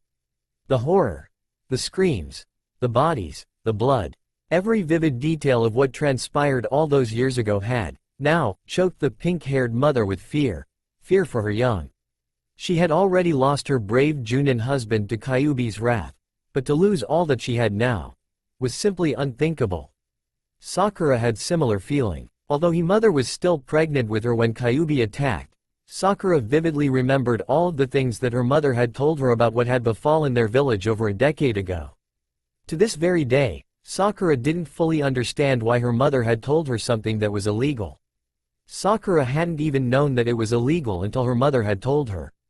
Flashback. 9-year-old Sakura and her mother were quietly eating dinner at their dining room table. At that time around, Sakura was quite the eater, despite her petite frame. This time however, the pink-haired youngling was eating notably slow. Things have been on her mind ever since her second year at the Ninja Academy, the main component being boys. Now, I know what you're thinking. Sakura has been eyeing a certain emo prick named Sasuke Uchiha and that there shouldn't be an S in the word boy when talking about something like that. However, that is not the case. The number one component of things that were on young Sakura's mind were, in fact, boys. Hey, Mom? Young Sakura called. Mrs. Haruno kindly responded. Sakura pressed her fingers together nervously. What? Can you tell me about boys? She asked hesitantly. Mrs. Haruno stopped eating for a moment and smiled at her youngling with pride and happiness. Ooh, my little Sakura's got a crush? She teased. Sakura blushed deeply. Well, sorta. Ya see, there's this boy I like and he's really cute. But I don't know how I can even get him to notice me, because he seems so distant. He's the most popular guy at the academy and I think that I might have to fend off all of the other girls with sticks to keep them away from him and… You're talking about Sasuke-kun, right? Mrs. Haruno said knowing. Get out of my head, she complained. Mrs. Haruno smiled warmly. Well, you certainly have a hard time hiding the fact that you like him, and if I'm not mistaken, you've already tried talking to him, right? She said. How does she do that? Sakura mentally asked herself. Well, yeah, but, she continued. Boot? Mrs. Haruno irked. Sakura blushed again, covering her cheeks with her hands. But, there's someone else. Oh, I don't how I really. I mean, I like the way she stammered on, before she found herself in a fit of girlish giggles. Mrs. Haruno grinned. Wow. It sounds like you may like this one more than Sasuke-kun, Sakura, she stated. Sakura poked her fingers together. Again, I. Don't know which one I like more, Mom, she said, with utter uncertainty. Oh, well, can you at least tell me about this other boy? Mrs. Haruno asked, while lacing her fingers together. Sakura's heart began to thump at the very thought of her other crush. She clutched her hand onto her chest and took deep breaths to steady herself. Seeing all of this, Mrs. Haruno found herself growing surprisingly excited as to who could get her daughter so wired up. Where do I begin? Well, for starters, he's funny. And for some reason, he's the only other student at the academy who talks to me as much as Ino-chan does. Maybe even more. Sakura said with a smile that never left her face. Mrs. Haruno leaned back in her seat. Oh, my. That's quite a surprise, she said sincerely. Whenever we're at recess, he would come and talk to me. He'd always have this irresistible smile on his face, and every time I see it, I feel so happy. It's like someone actually wakes up every day to see me. He makes me feel like the most important person in the world, Sakura continued, before she fell silent to catch up with herself. Mrs. Haruno waited patiently, while her smile became more and more content, until she saw Sakura's face fall a bit. But, whenever I see him with the other kids, they what, honey? Sakura lowered her hand to the table. They beat him up, she said with a slightly wavering voice. What? Why? Sakura shook her head. I don't know. I've seen him since day one at the academy, and I've never seen him do anything to those kids, ever. They make fun of him, they shun him from any group that he would want to be a part of. They're all just so horrible to him. They kick dirt in his face, they throw things at him, they call him names. She began to tear up at her thoughts of what the kids do to him almost every day. Mrs. Haruno crossed her arms. Why do you think the kids hate this boy so much? She asked, with her face saddening at hearing how cruel kids can be to one another. Sakura's tears finally fell down her face. I don't know. He's the nicest person I've ever met. He didn't do anything and they treat him like dirt. Why? I'm sure if they had just took the time to actually talk to Naruto, then they would all make a good friend, like ID. She continued before she heard a hand slam down upon the table. Sakura ceased her blathering to look across the table at her mother, who had closed her eyes in a very irritated and somewhat fearful manner. Mom? Sakura, you stay away from that boy, Mrs. Haruno demanded. At first, young Sakura was hurt that her mother would actually tell her to stay away from a boy that she liked, that she really liked. He was so kind and quite possibly the gentlest boy that she had ever met. Nothing like the other ones at the academy. Now, her mother was telling her to stay away from him. The moment that Sakura asked why, Mrs. Haruno scoffed at her, as though she had just asked the most obvious question, in the history of obvious questions. Of course, Sakura's mother quickly hardened her expression and warned her daughter that what she was about to tell her stayed inside the house. At first, Mrs. Haruno hesitated for two reasons. 1. Whether or not she should risk the very possibility of death for telling her young what she was about to say. 2. Whether she should inject her daughter's mind with images of the horror that happened before she was born, but as a mother she felt a strict duty to protect her young from harm of any kind. And to do that, she had to warn her daughter about the demon that she liked. She told her everything, from when Kyuubi attacked, how many people it killed, how it nearly wiped out every living soul in Konoha, and more importantly, how it was still living within a certain blonde boy. She bitterly explained that it was no wonder that the boy is hated by everyone in their village. She said that was because the demon Kyuubi was not killed, but that it lived inside Naruto, that one day, the boy would be taken over by the demon, and that a monster like him deserved no one. When Sakura had heard about what had befallen their village before she was born, there was no question that she shocked and frightened. She could vividly picture those events in her mind and it scared her. What scared her more, was that the very same monster has become very close to her, and she had no idea. Sakura, promise me that you'll keep that boy away from you. He's nothing but trouble, Mrs. Haruno said. Young Sakura may have been shocked and not just a little angry, but a fresh flood of tears cascaded down her face, as she nodded with agreement. At that moment on, from everything that her mother had told her, Sakura felt nothing short of contempt for the blonde kitsune. And it definitely showed when the day afterwards came rolling by. End flashback. At the memories of how badly she had started to treat Naruto when they were kids, Sakura felt warm tears build up in her eyes. It wasn't until earlier today, Did she realize how badly she may have fucked everything up? It wasn't until earlier today that she realized that she really did hurt Naruto the way no one else has. It wasn't until earlier today that she realized what she could have had is now forever out of reach. To make things even worse, the demon Kyuubi was apparently set free. The name that was roared 12 years ago confirms that. So, what does this mean for Naruto? Naruto. Sakura grimaced with worry and concern. Meanwhile, Orochi. Come out. Face me, you cowardly snake. Where are you? Kyuubi roared with vigor. Naruto, who was unfortunate enough to remain latched upon the Yuku's snout, went almost completely deaf because of the unbearable noises that he was subjected to. Of course, mad thoughts and question arose within his mind, all at the same time. How the hell was Kyuubi summoned? What does this mean for Konoha? And who the fuck is Orochi? Damn it, to be released from my prison and given a chance to resume a once-in-a-lifetime search, only to be stripped of all knowledge where to begin. Kyuubi raged on. The fox's yelling was too much to take, and not only did Naruto have some questions, but he had an incentive to keep his eardrums intacted. Kyuubi, calm down. What are you talking about? Naruto yelled. Hearing that voice again, Kyuubi shifted his angered, bloodshot eyes back down to his snout, where he spotted Naruto again. Are you still here? Take a hike. The fox yelled back, before lifting his hand up to his snout with his middle finger bent back, thumb holding it in place. Naruto looked to his left with just enough time to see the color red, before his entire body was flicked off of Kyuubi's snout, yards and yards away. However, in a cruel, yet notably comical twist of fate, the moment that Naruto was 5 yards away from Kyuubi, the fox suddenly felt as though his insides were being viciously yanked from his body and towards Naruto's direction. Unable to fight off this new sensation, Kyuubi was savagely slammed face first to the ground while being dragged across it by some unknown force. Crashing through several trees, boulders, bodies of water and pretty much everything you'd see in a forest. After crashing his nose against a particularly large boulder, leaving various fault lines and cracks within it afterwards, Kyuubi finally halted. Slowly opening his eyes in silent irritation, Kyuubi spotted Naruto lying right beside him with his back against the wall, eyes swirling and foaming at the mouth because every single bone in his body had been shattered.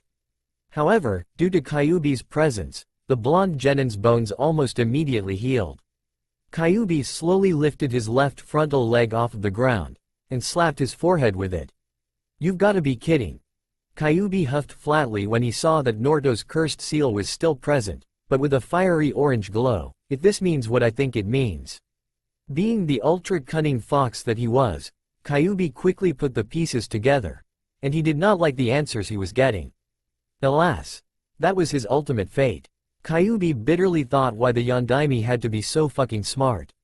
Without denying his inescapable fate, Kyuubi placed his large hand upon the huge boulder and pushed it back, miles away, before lifting himself up and plummeting his ass to the ground, staring at Naruto with a tired expression on his face.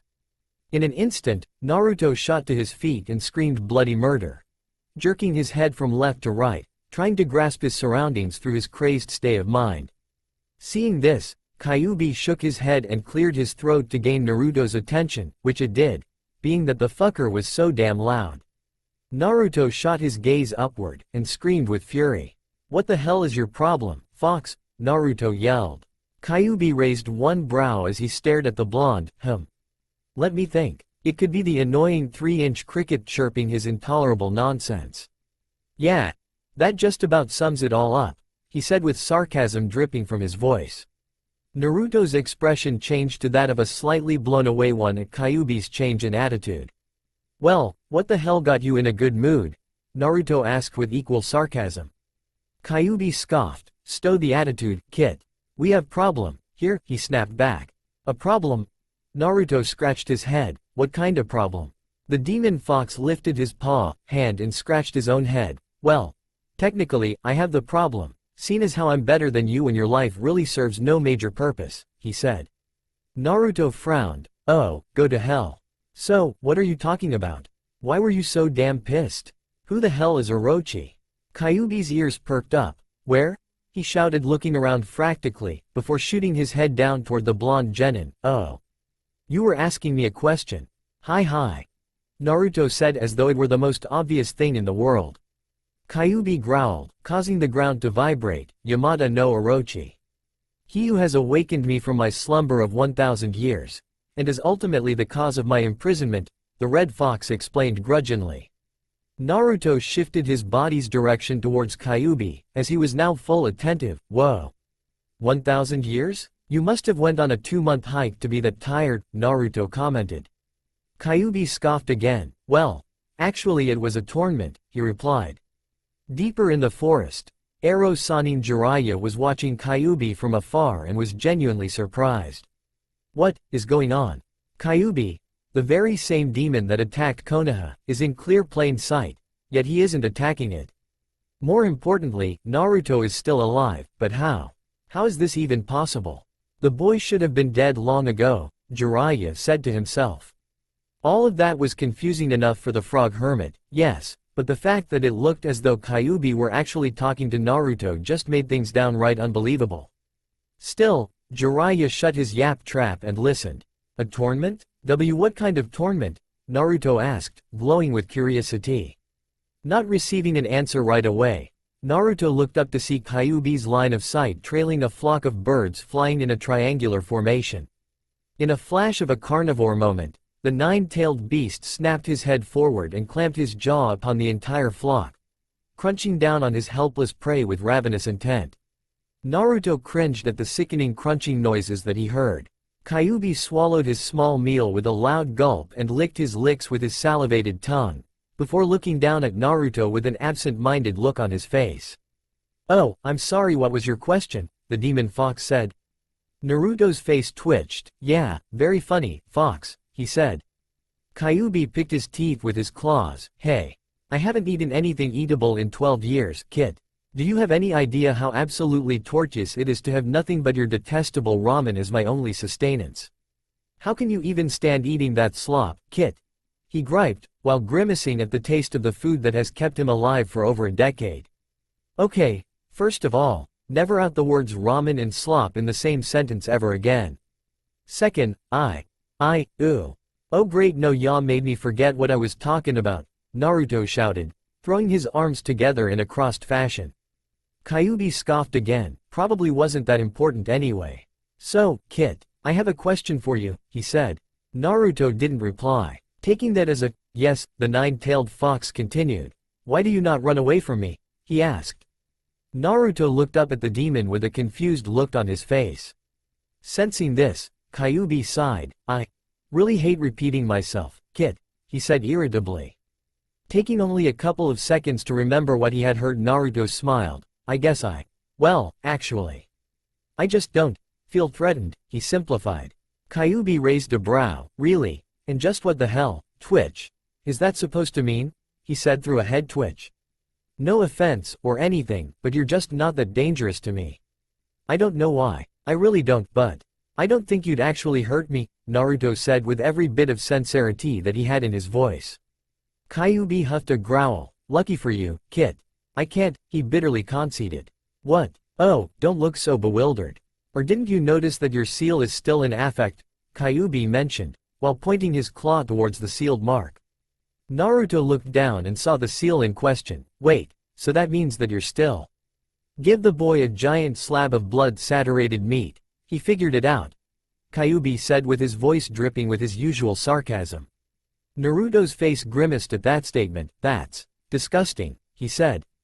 Harumph. Nevertheless, I can't allow you to die, because we are still connected, Kit. If you die, I die, Kyuubi said. Yeah, I got that part already, but that doesn't explain how I was able to summon you, Naruto said, leaning the conversation to a different direction. Actually I was pondering the same concept. But I figured that it had something to do with the wound you suffered earlier, Kyuubi explained. Naruto had an instant flashback of the unimaginable pain that shot through his being at that dreadful moment and cringe. Well, okay. But I still don't understand what that has to do with it, Naruto said. Kyuubi slowly looked down at the boy and stared at him with a blank face for a while. You know what? I don't even know why I'm surprised. You've always been this stupid, Kyuubi insulted. Actually I was pondering the same concept. But I figured that it had something to do with the wound you suffered earlier, Kyuubi explained. Naruto had an instant flashback of the unimaginable pain that shot through his being at that dreadful moment and cringe. Well, okay. But I still don't understand what that has to do with it, Naruto said. Kyuubi slowly looked down at the boy and stared at him with a blank face for a while. You know what? I don't even know why I'm surprised. You've always been this stupid, Kyuubi insulted. The Sandaime, Sarutobi, was sitting within his personal quarters, sweating bullets as he gazed into his crystal ball. I swear, that's so cliché. From what the old man was being told by several of Konoha's Jonin and Chunin, including Iruka, he found pretty hard to believe, despite the fact that he heard the thunderous roar of Kyuubi himself, just as clearly as every other soul at the village. But now, looking through his crystal ball, Sarutobi could see it with his own eyes. Kyuubi was free, but that's not what bothered him the most. Hokage-sama, is it as we feared? Asked the troubled voice of Ebisu from the large group of ninja standing in front of Satobi's desk. At first, Sarutobi was unable to answer, due to that fact that he was trying very hard to decide whether what was seeing was senior moment of utter delusion, or the cold, hard truth. How can this be? Kyuubi is free, well enough, but Naruto is still among the living? And he's talking to the demon as though they've been friends for years. What manner sorcery be this? Sarutobi thought to himself. Hokage-sama? The aged Sandaime tore himself away from his crystal ball and looked at all of his ninjas sternly, protect all sides of the gates, and prepare for battle. Anko Mitarashi jumped in, but, what about the Chunin exams? She asked. Sarutobi's face fell. If the nine-tailed fox demon should tread within the direction of Konoha, we will postpone it until further notice. In the meantime, if the worst is to be, then we shall fight until we draw our last breaths. I'll inform the Anbu Black Ops. Gather as many Junin and Chunin as you can find, strengthen the forces of all gates and make sure that the women and children are safe. Now go, he demanded. In a flash, Iruka, Ebisu, Anko, Guy, Kurenai, Asuma, and Ibiki vanished in a burst of sumo that shinobi speed, leaving the Hokage to his thoughts, and what he was seeing within his crystal ball. Naruto, what have you done? Back at the Haruno home, Mrs. Haruno received a phone call. Running out of the living room to answer the phone, Sakura and Ino were left alone. Both young females were still looking out the window, wondering what the hell was going on. Sakura, Ino said, putting a hand upon her friend's shoulder. What was that? Sakura looked at Ino, but wasn't surprised in the slightest. She knew that Ino, like pretty much all of the other kids, had no knowledge of Kyuubi's rampage. Though the thought of telling her friend out of good nature seemed like the right thing to do, Sakura also thought about how that would change Ino's outlook on Naruto. After all that happened in the last 6 hours, the last thing Sakura wanted to do was put Naruto through any more grief by telling someone else what he was infamous for. She just couldn't do it, nor would she ever consider it again. So she lied. I have no idea, Sakura said. Ino acknowledged her friend's words, and looked back out the window, with worry. I don't know why, but, Ino began, with worry. Sensing THS almost immediately, Sakura kept her stare locked on Ino. But I'm scared for Naruto, the blonde said, finishing what she was saying. Sakura flinched slightly, but relived herself, as she felt the exact same way. I just have a bad feeling. Ino continued to no one, in particular. At that moment, the voice of Mrs. Haruno quietly echoed from within the kitchen, yes.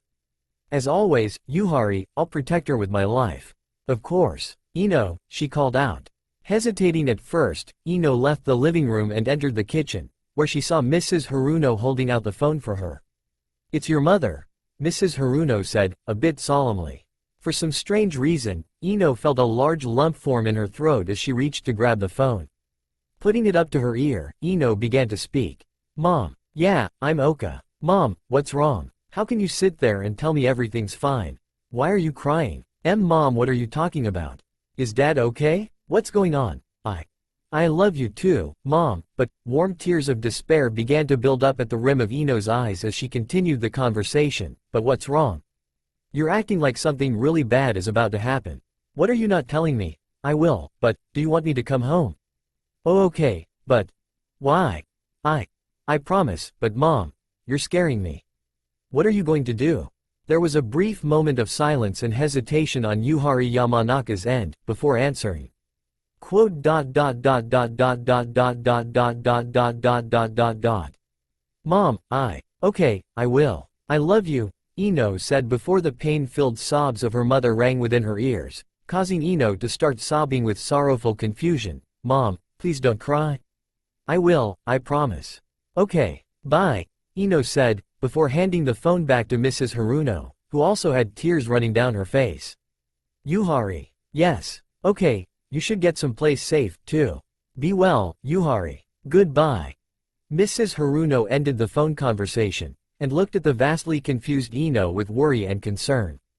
Ino stared back at her second mother with the same teary eyes as before. Mrs. Haruno called for Sakura, who was already at the entrance of the kitchen. Walking toward the two, Sakura's expression was filled with more worry than before, but was taken by surprise when her mother took both young Genin into her arms and showed no signs of letting go. The embrace was strong, motherly and protective, while also being as loving and concerning at the same time. The trio stayed like that for a little while longer, when Sakura and Ino felt Mrs. Haruno tremble with troubled and fearful sobs. At first they thought they were hearing things, but when they listened a little while longer, they, too, began crying. Call it a parent-offspring type of thing. Back outside of Konoha, Kyuubi and Naruto continued their unlikely conversation. The blonde Genin had ended up resting his back upon the fox's left upper foreleg with his hands behind his head, while Kyuubi, himself, was now lying on his stomach, leaning his head upon his right upper foreleg. Oh, I get it now. The only reason I'm still alive is because the seal is still in affect, and that I performed a— what was it again? Naruto asked. A Jinchuriki summoning pact, Kit. Though it was an uncanny coincidence that it happened, using the blood from the gaping wound on your pathetic human form to use your summoning jutsu resulted in my appearance and ultimately formed the pact. If the wound had been anywhere else, you would have died, Kyuubi explained. Hearing this, Naruto smiled widely and looked up at the gargantuan fox. Cool. So that means I can summon you whenever I want? He eagerly asked. Kyuubi scratched his snout with his pinky claw. No, Kit. You're missing the point. Now that you've made the summoning pact, you can indeed bring forth my wrath, but it absolutely must be, when your life is at its minimum. When you've been brutalized, maimed. Do you understand, Kit? He said. Naruto shuddered with both the thought of the conditions and his sheer disappointment. Damn it. Yeah, I understand, he said with his disappointment in plain sight. Silence fell upon the two sentient beings for a time, before Naruto broke it up. Say, Kyuubi, Naruto said. What now, Kit? Kyuubi responded. Naruto's expression grew serious and the demon fox could sense that something was troubling him. I guess I've been avoiding the question that I really want to ask you, he said. Kyuubi looked down at the boy, curious as to what he was getting at. If it involves the stringy disgusting abomination known as ramen, then save it, Kit. He huffed, closing his eyes with slight irritation.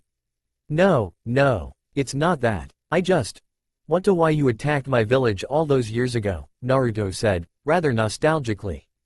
Kyuubi slowly opened his eyes and looked down at the genin lying back upon his frontal foreleg. Are you serious? Don't vex me with such blasphemy. I was defending myself, Kyuubi exclaimed. Defending? What do you mean? Naruto asked. Kyuubi sighed. What do you think, Kit? There I was, following the scent of Orochi, when I came across your lowly village. The scent was strong, I knew was getting close, but before I could go on, some jackass shot an arrow in my eye. My eye, of all places. Do you have any idea how irritating that is, Kit? I halted my search for Orochi to find the wise guy who did that, only to be bombarded with a menagerie of puny human weapons. I was infuriated. What would you have done? Kyuubi yelled with anger. Naruto looked back up at the Yoko with a face of sudden understanding. Thinking about it, Naruto would get really pissed if someone just up and tried kill you. Of course, thinking about it deeper, he actually was getting pissed. Despite the fact that Kyuubi was a demon and not traditionally a trustworthy one, at that, the voice in the back of Naruto's head told him that the fox wasn't lying. Konoha brought that tragedy upon themselves. I would have simply gone around the damn village if they hadn't attacked me. Then, after a battle that lasted hours on end, that blasted Yondaime sealed me within you, Kit. 12 years. 12 years and now Yamata no Orochi's trail is vanished. RRRRRRRRRRRRRR, Kyuubi growled. Naruto frowned deeply, HMPH. So it's because of their own stupidity that you were sealed within someone that they would choose to hate, he said with his anger rising. Kyuubi sensed Naruto's sudden change in demeanor and looked down at the genin. All of that, because of their stupid mistake, Naruto continued. Kyuubi stared at the blonde ninja for a moment longer, before leaning his head upon his foreleg again. It still hurts, doesn't it, Kit? What she did to you?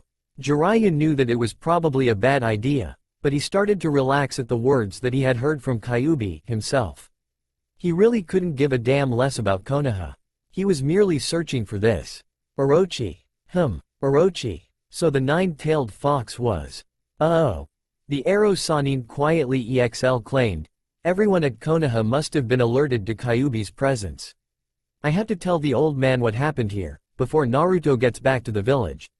With that decision, Jiraiya leapt off into the trees and trotted off to Konoha. Still, what Kyuubi explains adds up, well enough. So, what will Naruto do? Jiraiya thought to himself, I've lots of explaining to do. All who know of Kyuubi's attack from 12 years ago will get far too suspicious when they see Naruto walking around like nothing happened. That's a problem in and of itself, but if word got out to the villagers that he's able to summon the beast. I have to hurry. With that last thought, the Toad Sage quadrupled his already unbelievable speed to get to his old home. You can't be serious, Kit. Kyuubi griped at what he had just heard. Naruto picked himself up off of the giant kitsune's limb and brushed himself off. Trust me. If I'm gonna get anywhere else in my training before the Chunin exams a week from now, then I have to do this, he said with undying determination.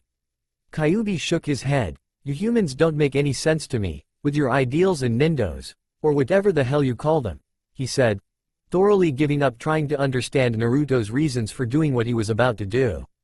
Naruto turned around and looked straight up at Kyuubi. Well, Fox, I know how much you hated in there, but it's time to get back in your cage, he said with a smile that somehow infuriated Kyuubi to no end. The demon sighed. Fine. Just get it over with, he bitterly conceded. Naruto laced his hands together, lifted them to his head and concentrated. Kai, he shouted. With that shout, Kyuubi was immediately swallowed by an explosion of smoke. When the gas cleared, the fox was gone and Naruto's seal slowly lost its fiery brilliance. Of course it was at this very moment that Naruto suddenly felt a radical energy the likes of which he had never experienced before, course through his entire being. Whoa, he said, whoa, what's this feeling, this energy? I've never felt so good.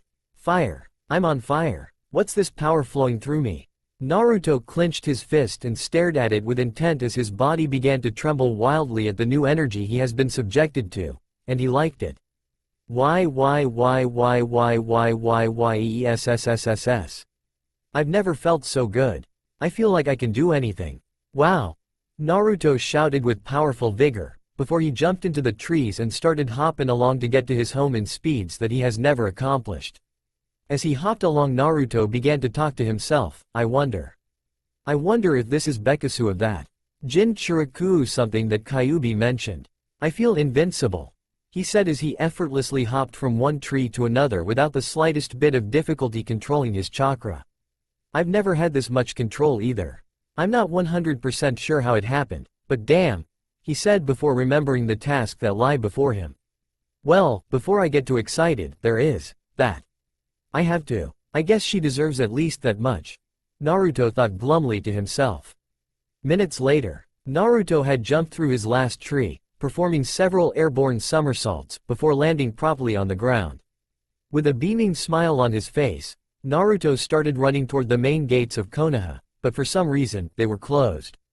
As Naruto ran, a sharp, yet distant sound tore through the air on his left side, and he could hear it almost perfectly for some reason. Taking only a split second to react, Naruto skidded to a halt, while leaning backwards, when a kunai knife shot through the bushes and barely missed his face, leaving a long slash on his forehead protector. Before the kunai passed him completely, Naruto used reflexes that were far beyond his knowledge to hook his finger within the loophole of the weapon's handle, catching it without fail. The very second he did this, many of other kunai pierced out of the forested area behind him. At the very same speed and reaction time used to catch the previously thrown weapon, Naruto sprung forward while horizontally spinning, barely dodging every last kunai thrown at him. As time suddenly began slow and warp, Naruto's mind began to heavily question how he just did what he just did. Sprawling his arms and legs out, avoiding several more kunai, Naruto quickly noticed the last two weapons shooting towards him. With skill that wasn't even plausible for a genin, the blonde ninja slashed his newly acquired kunai, using the leverage he gained from his crazy spinning, to knock one of the two knives away. Flipping his body to a proper standing position, while airborne, Naruto easily caught the last remaining kunai with his free hand, before he landed perfectly on the ground. Figuring that questioning just how in the fuckles he was able to do all of that without batting an eye, Naruto immediately assumed a fighting stance properly fit when holding two kunai knives. "Who's there?" the young genin shouted.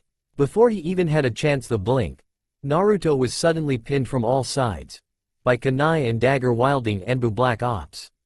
Every single inch of his entire body had the threateningly sharp weapons egged on it. Naruto froze in place, as he looked around intently at the shinobi that could kill him at a moment's notice. "What the, Anbu?" Naruto exclaimed, while maintaining the wily look over his face. "Drop them," the captain of the Anbu squad calmly ordered, "or die." Suddenly feeling an undeniable wave of fear sweep over his soul, Naruto did what he was told and dropped the kunai from his hands. Before time went on any further, a voice echoed from behind them all. "Let him go." The feminine, surly voice of Anko Mitarashi sprung out. The Anbu captain looked at the special Junin, whose hands were stashed in her pocket. "What? But what about?" "By order of Lord Hokage," Anko interjected. The captain flinched back. With that ordered, all of the Anbu slowly, lowered their weapons from Naruto, as to make certain that he didn't make any sudden move. Hell, the boy wasn't going nowhere. After waiting for what seemed like limbo's eternity for Naruto, the Anbu Black Ops retreated from the scene without a trace. Naruto remained froze in place with his unbearable fear, before plummeting on his ass, trembling with terror. Did they tata attack me? I've never been surrounded by so much death, Naruto stammered retardedly. Anko never bat a single eye. "Naruto Uzumaki," she called out, stopping Naruto's trembling, "come with me to the central building," she said before turning around and talking into a speaker device located within the collar of her jacket. "Open the gates." At her words, the main gates of Konoha slid open and Tay Brunette walked toward them. Staring at the hotness Anko. In confusion, Naruto rose to his feet and didn't really bother question why. He just followed. What the hell was that? A genin of Naruto's level would have been killed at the very most after a strike like that. From the Anbu, no less. But this boy, he doesn't have a scratch on his body. Since when could he do that? Once Anko and Naruto entered Konoha, the blonde genin was immediately bewildered at what he was seeing. Nay, of what he wasn't seeing. Nothing. As the two shinobi walked down the streets of Konoha, it was as though walking through a ghost town. The wind picking up strands of sand added to the ominous scene. Of course. This is when Naruto snapped. "Okay, Anko. What the hell's going on? Why did the Anbu attack me? Why are we going to see the old man? Why does this place look dead, and since when the hell did we ever have tumbleweeds?" Naruto shouted while pointing at a random tumbleweed rolling across their path. Anko found herself frowning at the knucklehead's questions. "You talk too much. Just shut up and follow me, kid," she ordered. Since Naruto basically had to deal with two assholes today, he simply huffed and threw his arms in a crisscross. As they turned several more corners and traveled more along the streets, edging closer and closer to the central building, Naruto noticed a slight shade of pink at a distance to his right side. Before he decided to pay it no mind, the young ninja stopped in his tracks and looked at the source of pink, seeing the very object of his goal before training. Noticing that a second set of footsteps was no longer with her, Anko turned around only to see Naruto trotting off in a completely different direction. "Hey, Where are you going? Anko called. Sorry Anko, but there's something really important I have to take care of, before we go, Naruto said without turning to look at her. Anko hesitated at first, before she sighed in slight exasperation. Make it quick, she ordered. Sakura Haruno had to get out of her house. Despite her mother's demands to stay in her room, the pink-haired Genin found it to be a small prison, of sorts, cluttering her to death without a chance to walk off her frustration, her worry for Naruto. Of course, the answer was right in front of her. Window. Just another thing that Mrs. Haruno seems to always forget, is that her daughter is a ninja now. Possibilities are present. Anyway, Sakura was solemnly walking down the empty streets in her attempt to calm her mind. Of course it was at this time that she thought that her worry for Naruto was getting the best of her when she saw a shade of orange in the distance. Damn it, look at me, I'm a complete nutcase, Sakura said to herself. She really thought she was losing it when she heard her name being called. It couldn't be. Sakura, hey Sakura, called the ultra-familiar voice of Naruto Uzumaki. Hearing the voice that vividly, Sakura's heart leapt and her worry quickly died. Naruto? Naruto, she shouted before running toward the blonde kitsune's direction. Seeing Sakura run toward him, caused Naruto's face to blanken. For a reason that I'm sure we all know, he just wasn't that happy to see her. Once Sakura was close enough, she had every soul-burning intention to throw her arms around Naruto and never let go. However, when a flash of memories of what transpired only hours ago came into mind, Sakura simply halted in her tracks face to face with Naruto, who merely stopped with his hands in his pocket. Naruto, where were you? I was so worried, she said, while looking him square in his eyes. Naruto's face remained as blank and an empty page. Really? He said as though he were not convinced, at all. Of course I was worried. I heard this loud roar from something and you weren't here and… Sakura. Naruto interjected. Sakura stopped and looked at Naruto with uncertainty. Why yes. She hesitated, suddenly feeling great worry as to what Naruto had to say. Naruto retained the blankness in his face as he closed his eyes. I didn't come here to talk, really. I have something important I gotta get to. I did want to say something to you, though, he said with just as little emotion as he retained in his face. Sakura unintentionally gulped hard when she heard those words. Really? Well, what did you want to say? She said, while inwardly cursing herself for allowing this to continue. Naruto wasted no time in the slightest. Sakura. You remember when we were kids? He asked in a barely noticeable melancholy demeanor. Why yeah, Sakura answered. Naruto slowly opened his eyes. Well, so do I. And I remember making a very huge mistake, one that I think caused a lot of grief, he continued. Sakura harbored a look of sudden confusion at Naruto's words. A mistake? What does he mean? She thought. Suddenly, a long-buried memory of what happened the day before everything went sour appeared within Sakura's mind. Flashback. Young Sakura had been sitting under a tree with her knees hugged to her chest, crying hard and loud. She said that they wouldn't make fun of her forehead if she didn't hide it. She promised, but the results stood the same. The other kids made fun of her even more because they were able to see how big it actually was when she wore her hair back. As Sakura cried harder and harder, she failed to notice a friendly and familiar young blonde boy stand over her. Kneeling down in front of her, the blonde boy called her name. Sakura-chan? He said. Sakura shot her teary eyes up at the boy who called her and immediately lifted her hands to her forehead. Naruto-kun, no, don't look at me. Sniff, please, Sakura cried. Young Naruto tilted his hat in sad and sympathetic confusion. What's wrong, Sakura-chan? Does your head hurt? He asked, while reaching his hand for the hands that were covering his friend's forehead. Sakura choked a distressed whimper, before she edged further back against the tree, which proved rather useless, because Naruto simply followed and put his hand upon the pink-haired girl's. Please, Naruto-kun, my forehead is hideous. Ino-chan, sniff, said that they wouldn't laugh at me. Sniff, she promised, but they, Sakura whined. Sakura's arms weakened under the pressure that Naruto put upon them, as he tried to uncover her forehead. Eventually, the pink-haired girl's arms were lowered and Sakura didn't feel she had the strength or the will to lift them again. She averted eye contact with Naruto and started heaving hiccups through her sadness. Naruto caressed Sakura's forehead. removing the loose strands of her pink hair to fully expose it.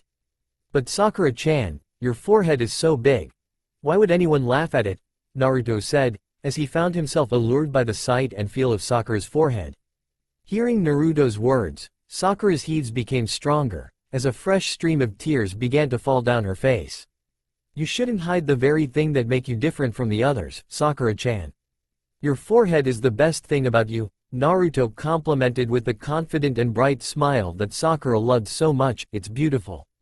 Sakura's moped-out expression changed to that of surprise mixed with sheer relief at what she had heard. When Naruto stopped caressing her forehead, Sakura almost spoke to protest. Until the young female felt soft and warm lips press against the center of her forehead. Sakura's eyes widened when she felt it. Naruto's kiss was so warm and welcoming. She could feel herself melting at his touch. Neither moved, neither bidged, they just sat there. Eventually, Naruto pulled back and smiled at Sakura. "You should never hide the very thing that makes you, Sakura-chan," Naruto said with blazing enthusiasm and loving understanding. Despite her soul-burning joy, Sakura's face scunched up and a fresh stream of tears rolled down her face. "Naruto-kun." She choked through a series of cracks in her voice. Naruto's head tilted with concern. "Huh? What's wrong, Sakura-chan?" he asked. End flashback. Remembering that day caused Sakura's face to sadden greatly. What are you talking about?" she asked. Naruto didn't hesitate in the slightest. "The kisses. Both of them. Quite possible the worst thing that a monster like me could have done to you. And I'm sorry, Sakura," he said very solemnly. Hearing his words, Sakura's eyes and mouth gaped open as she felt powerful waves of sadness, guilt, and fear smash into her. Naruto turned his back to leave. "Well, I guess that's all. I'll see you around," he said before walking away without giving Sakura another thought. Seeing Naruto vanish into the distance, seeing him disappear, caused Sakura's eyes to squint with sorrow as tears of pure grief and loss poured down her face, more than ever before. "Naruto."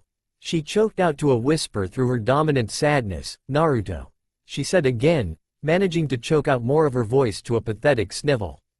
As Sakura looked down to the ground, she saw Naruto's shadow drift away from her. In a childish and uncharacteristic manner, Sakura lifted her foot forward and brushed it back in a pitiable attempt to bring the blonde genin back where he was. "Come back, Naruto-kun." After Naruto's little task, he walked back to Anko, who had been tapping her foot on the ground impatiently.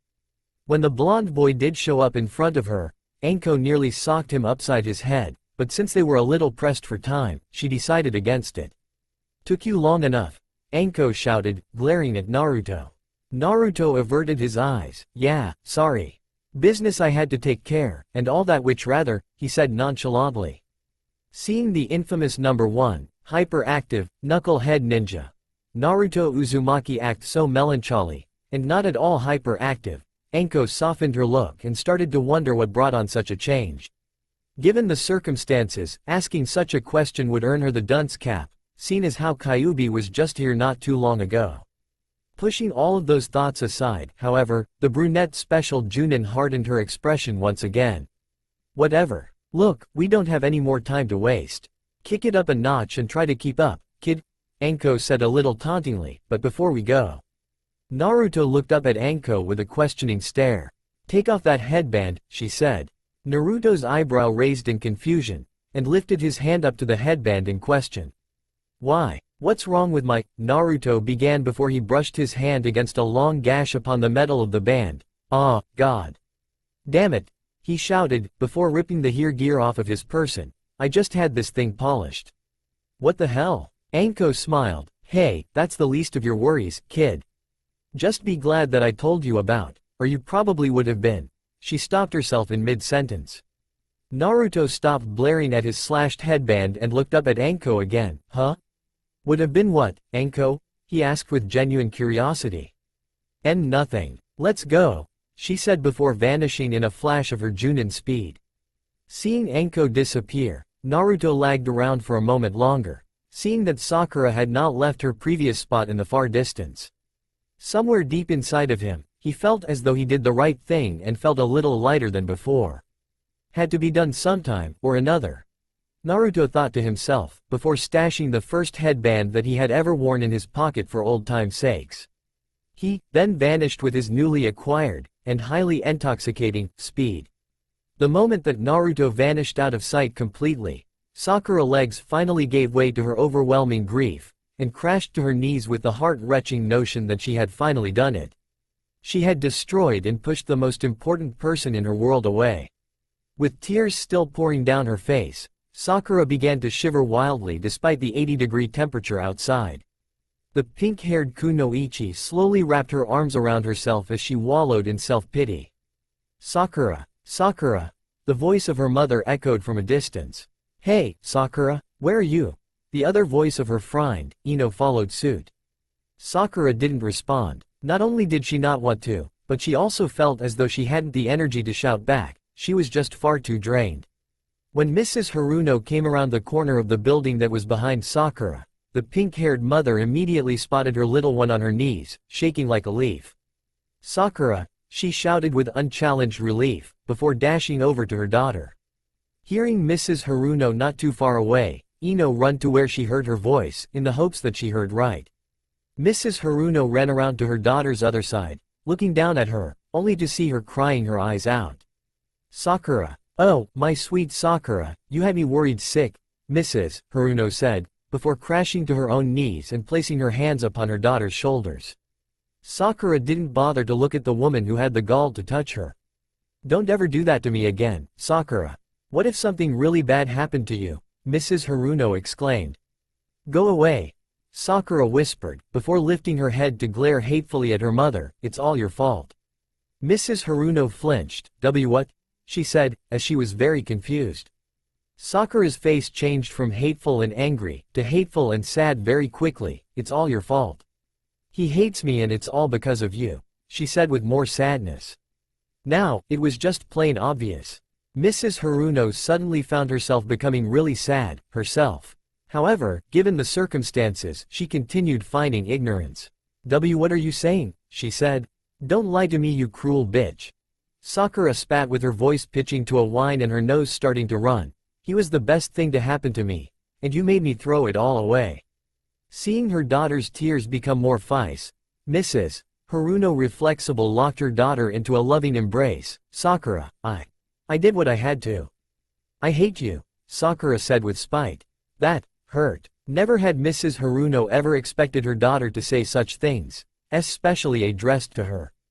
To make things worse, it was said with sincerity and painful despair. Without realizing it, the pink-haired mother tightened her embrace. Sakura, she said, feeling her will and strength giving way to her overwhelming grief. Sakura fell forward and buried her head within her mother's well-bosomed chest despite her weakened efforts to push away. I hate you, Sakura repeated.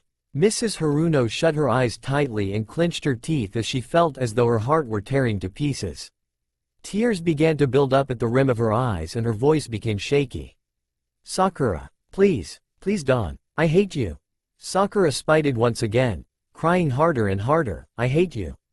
Mrs. Haruno finally snapped. The tears that she held back flooded down her face with terrible sadness and unwittingly tightened her embrace more and more, as she fell into a pit of heartbroken sobs.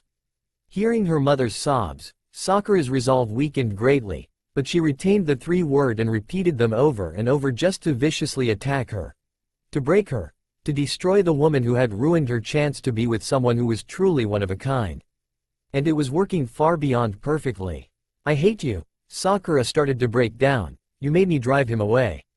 I hate you. Mrs. Haruno's sobs became more frantic and desperate. God, stop it.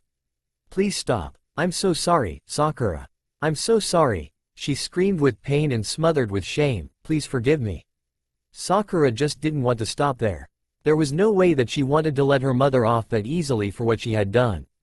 She wanted to ruin her, to crumble her pride into nothing and make her pay dearly, shattering her chance to be happy. But, she couldn't do it.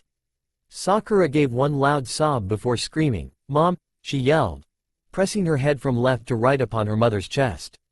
There, they cried together for what seemed like an eternity for a certain blonde kunoichi who had been watching with teary emotion. 2 hours later, the sun was beginning to set upon Konoha, a very large and bulky building that was still under construction, stood on the far west side of the village, magnifying the size and brilliant orange glow of the falling sun. Atop one of the wooden beams of the unfinished building was a lone figure walking ever so slowly upon it, trotting in a perfectly straight line without the slightest fear of falling off. The figure was none other than a really pissed-off-looking Naruto with his orange jacket removed and tied around his waist, bearing his pure black t-shirt. He received a new headband, but decided to tie it around his arm instead. "I don't believe this," Naruto said to himself, as he continued his purposeless walk. Even now, they refused to accept it. Why? Unable to come up with answers by himself, Naruto unconsciously heard a familiar echoing voice ring throughout his head. Ignoring this at first, thinking that it might have been his memories acting on their own, Naruto kept his slow walking pace. Then, he heard it again, and immediately knew who and what it was. Before he realized, the young blonde blacked out completely and found himself in front of the cage of Kyuubi no Kitsune once again. Not even flinching, Naruto looked into the cage. "What do you want, Kyuubi?" he answered a little rudely, due to his foul mood. Kyuubi's face emerged from the darkness. "Kit, you should have known that you would have been wasting your time from the beginning. It's just not meant to be," the Yoko proclaimed. Naruto spit out of anger. "I know, damn it. But still, they could have at least tried to hear me out. They're just too caught up in what happened 12 years ago. Well, what's done is done, Kit. Unless you are fully prepared to forsake it all, summoning me is not an option. Although it pisses me the hell off for having to say it, let alone think about it. I guess you're right, Kyuubi. I just wish I could make them understand. Then you'd be attempting the impossible, Kit. Few can actually grasp the fact that destroying and slaughtering is not my nature. To seek battles beyond par is what I live for." Naruto laughed. "Well, whatever." There was a brief moment of silence until, "So, Kit, you actually apologized to her. I still can't believe you did that. She threw your affections out the window, constantly lectured you like she was better than you in every possible aspect, and finally tore you a new one with her abundant bitchiness. What part of that equation gave you the notion that she deserved an apology?" Naruto's face blankened again at hearing this. "Sakura. She must have really freaked out when I kissed her back then. I figured that's why she turned the next day. I feel so stupid to think that she might have been playing hard to get. Yeah, I guess that was pretty stupid of you. Not that I'm surprised, but go to hell." Kyuubi sighed. "Why do you keep telling me to go back there? The service was horrible." Naruto blinked twice, before chuckling happily at Kyuubi's natural sarcasm. "You know what, Kyuubi? You're really something else. From all of the stories I've heard about you, none of them ever said that you'd be such a kick to hang out with." Kyuubi was silent. "I still hate you," the fox said bluntly. Naruto laughed again, before straightening himself. "All right, fox. I know you didn't call me here just so we could talk over a cup of tea. What do you want?" "Ah, yes, of course. Well, as you have probably been able to figure out, you've been experiencing a few changes." Naruto nodded. That would be an unexpected side effect of the summoning pact, Kit. You may have noticed that you've become faster with sharpened senses, correct?" Naruto smiled widely. "Oh, hell yeah. It's so cool. I feel like I know the world around me a lot better. Downside is, I keep hearing the attacks of even the smallest, most insignificant bugs. Yeah, you get used to that. The point is, now that the Jinchuriki summoning pact has been sealed, my incredible senses and more of my power are now yours, Kit." "Oh ho, yeah, so that's the power that flows through me? Very nice. But, wait, I have a question. How could all of that happen? Why so much for one accident?" I figured that one out already. When your flesh was torn in that crevasse, the power that I had poured into you at that moment coursed its way to the wound for some emergency healing. Combined with the fact that I myself poured even more of my chakra to heal your wound quickly, further classifies it all. Understand, Kit? Yeah, I do." Kyuubi blinked. "Wow, you do? Holy crud. Could it be that another side effect of the pact has made you a, dare I say it, intelligent life form? Will wonders never cease?" Naruto scoffed, before a huge smile came across his face. "Who cares what other side effects it has? I'm stronger and faster now, yeah." Kyuubi rolled his red eyes. Yeah. That's very awesome and whatnot, but that's not the only reason I called you here. Naruto's smile vanished as he stared at Kyuubi with piqued curiosity. Okay? Kyuubi's eyes dimmed. Kid. For the sake of you, me, and all that is pure and sacred in our humble blue planet, please. Change your goddamn clothes? Naruto looked down at his garments and tugged at them. What? What's wrong with my clothes? What's right with your clothes, Kit? For God's sake, you look like a mango with eyeballs. You have no idea how humiliating it is to be the demon with a vessel who couldn't dress properly to save his life. Just go home and change into something that's right. I forgot, that's all you have. The same brand of the same clothes. Pathetic. Oh stuff it, Fox. My point is, get to a store or something to change out of those detestable rags. Oh, and, Kit? What now? Watch your step. Out of nowhere, Naruto found himself on the plane of reality. Unfortunately, his right foot was looming over the very edge of the building that he was walking on, and it was a long way down. As Naruto slowly began to teeter off of the edge, the most comical of surprised looks that he has ever plastered on his face came into play, before he immediately stopped himself by effortlessly pouring chakra into his feet to stop his death drop, standing horizontally on the flat end of the wooden beam. Naruto sighed in exasperating relief. Man, things have really taken a turn in the last 12 hours, he said to himself. With that last word, Naruto skillfully and dexterously hopped, slid, and flipped off of multiple parts of the unfinished building, before landing perfectly upon the ground, where he stashed his hands in his pocket and walked off in a seemingly random direction as though nothing was going on. As Naruto walked through the ghost town, more or less, he noticed that every last store on his path was closed. Houses were locked tight, shops were barricaded, everything was on lockdown. Thanks to the Junin Council, however, Naruto was no longer in the dark about why people had fled within their homes, but it certainly didn't make him feel any better about their final decision. It disgusted him. Geez, well, I guess there's no use fussing over it. I'll just go to my store and pick out some new threads. Maybe Kyuubi was right, in a heartless, asshole sort of fashion. But whatever, the blonde kitsune thought to himself, before walking up to a building that didn't seem to be closed at all. Walking into the building without hesitation, Naruto stopped to look at his surroundings and wasn't surprised in the slightest to see the store empty, but it was still a lovely convenience for him. As he continued to look at all the things that he had suddenly gained a new interest for, Naruto was suddenly greeted by an excited female voice. Oh, Naruto-kun, please come in, the voice enthused. Naruto plastered a tired yet somehow satisfied smile on his face when he walked further into the store to be greeted by a beautiful clerk. HOI, Yoshuna-san. Naruto greeted with a simple wave. From around the corner, came a young woman who was in the age range of her late teens. Her blue hair was cut short at the back, save for the side bangs which delicately hung over the sides of her face. Her eyes were a bit on the rounded side with deep and attractive brown pupils. Her face was slender and not at all bulky. She sported an petite, yet fit and defined body, with the curves in the right places. Her skin was silky smooth with a dark tone to her skin, a perfect light tan. She wore a smooth, black leather jacket with a plain white shirt underneath which exposed her well-toned mid-drift. An attention-grabbing blue short skirt complemented her curvy waist, while exposing her long and nicely built legs. She wore simple shin-high boots. Cupping her hands together, Yoshuna greeted her favorite costumer with a beaming smile when she approached him. Are you looking for something in particular? She asked politely.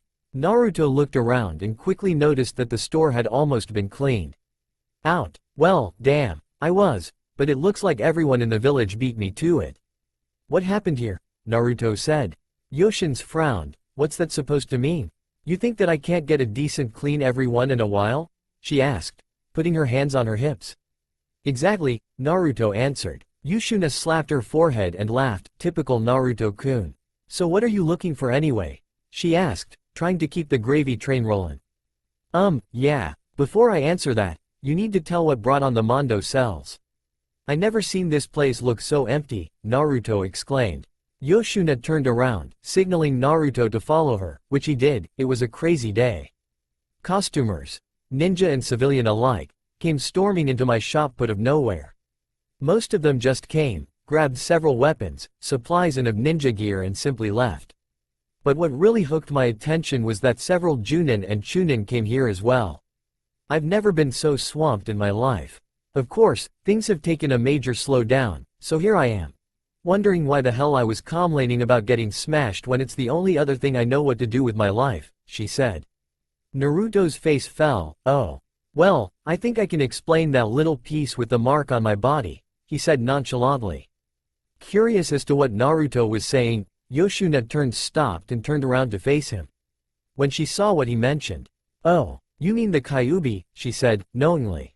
Heh. Surprised? Well, let's just say that Naruto calls this his store, for a reason, winking face.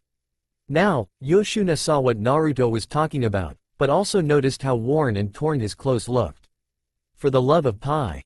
You look like hell, Naruto-kun. She exclaimed while looking over Naruto's entire form intently. We need to fix you up with some fresh new clothes, hun. Naruto smiled. Yoshuna-san, you read my mind, which still frightens me to this very day, he said.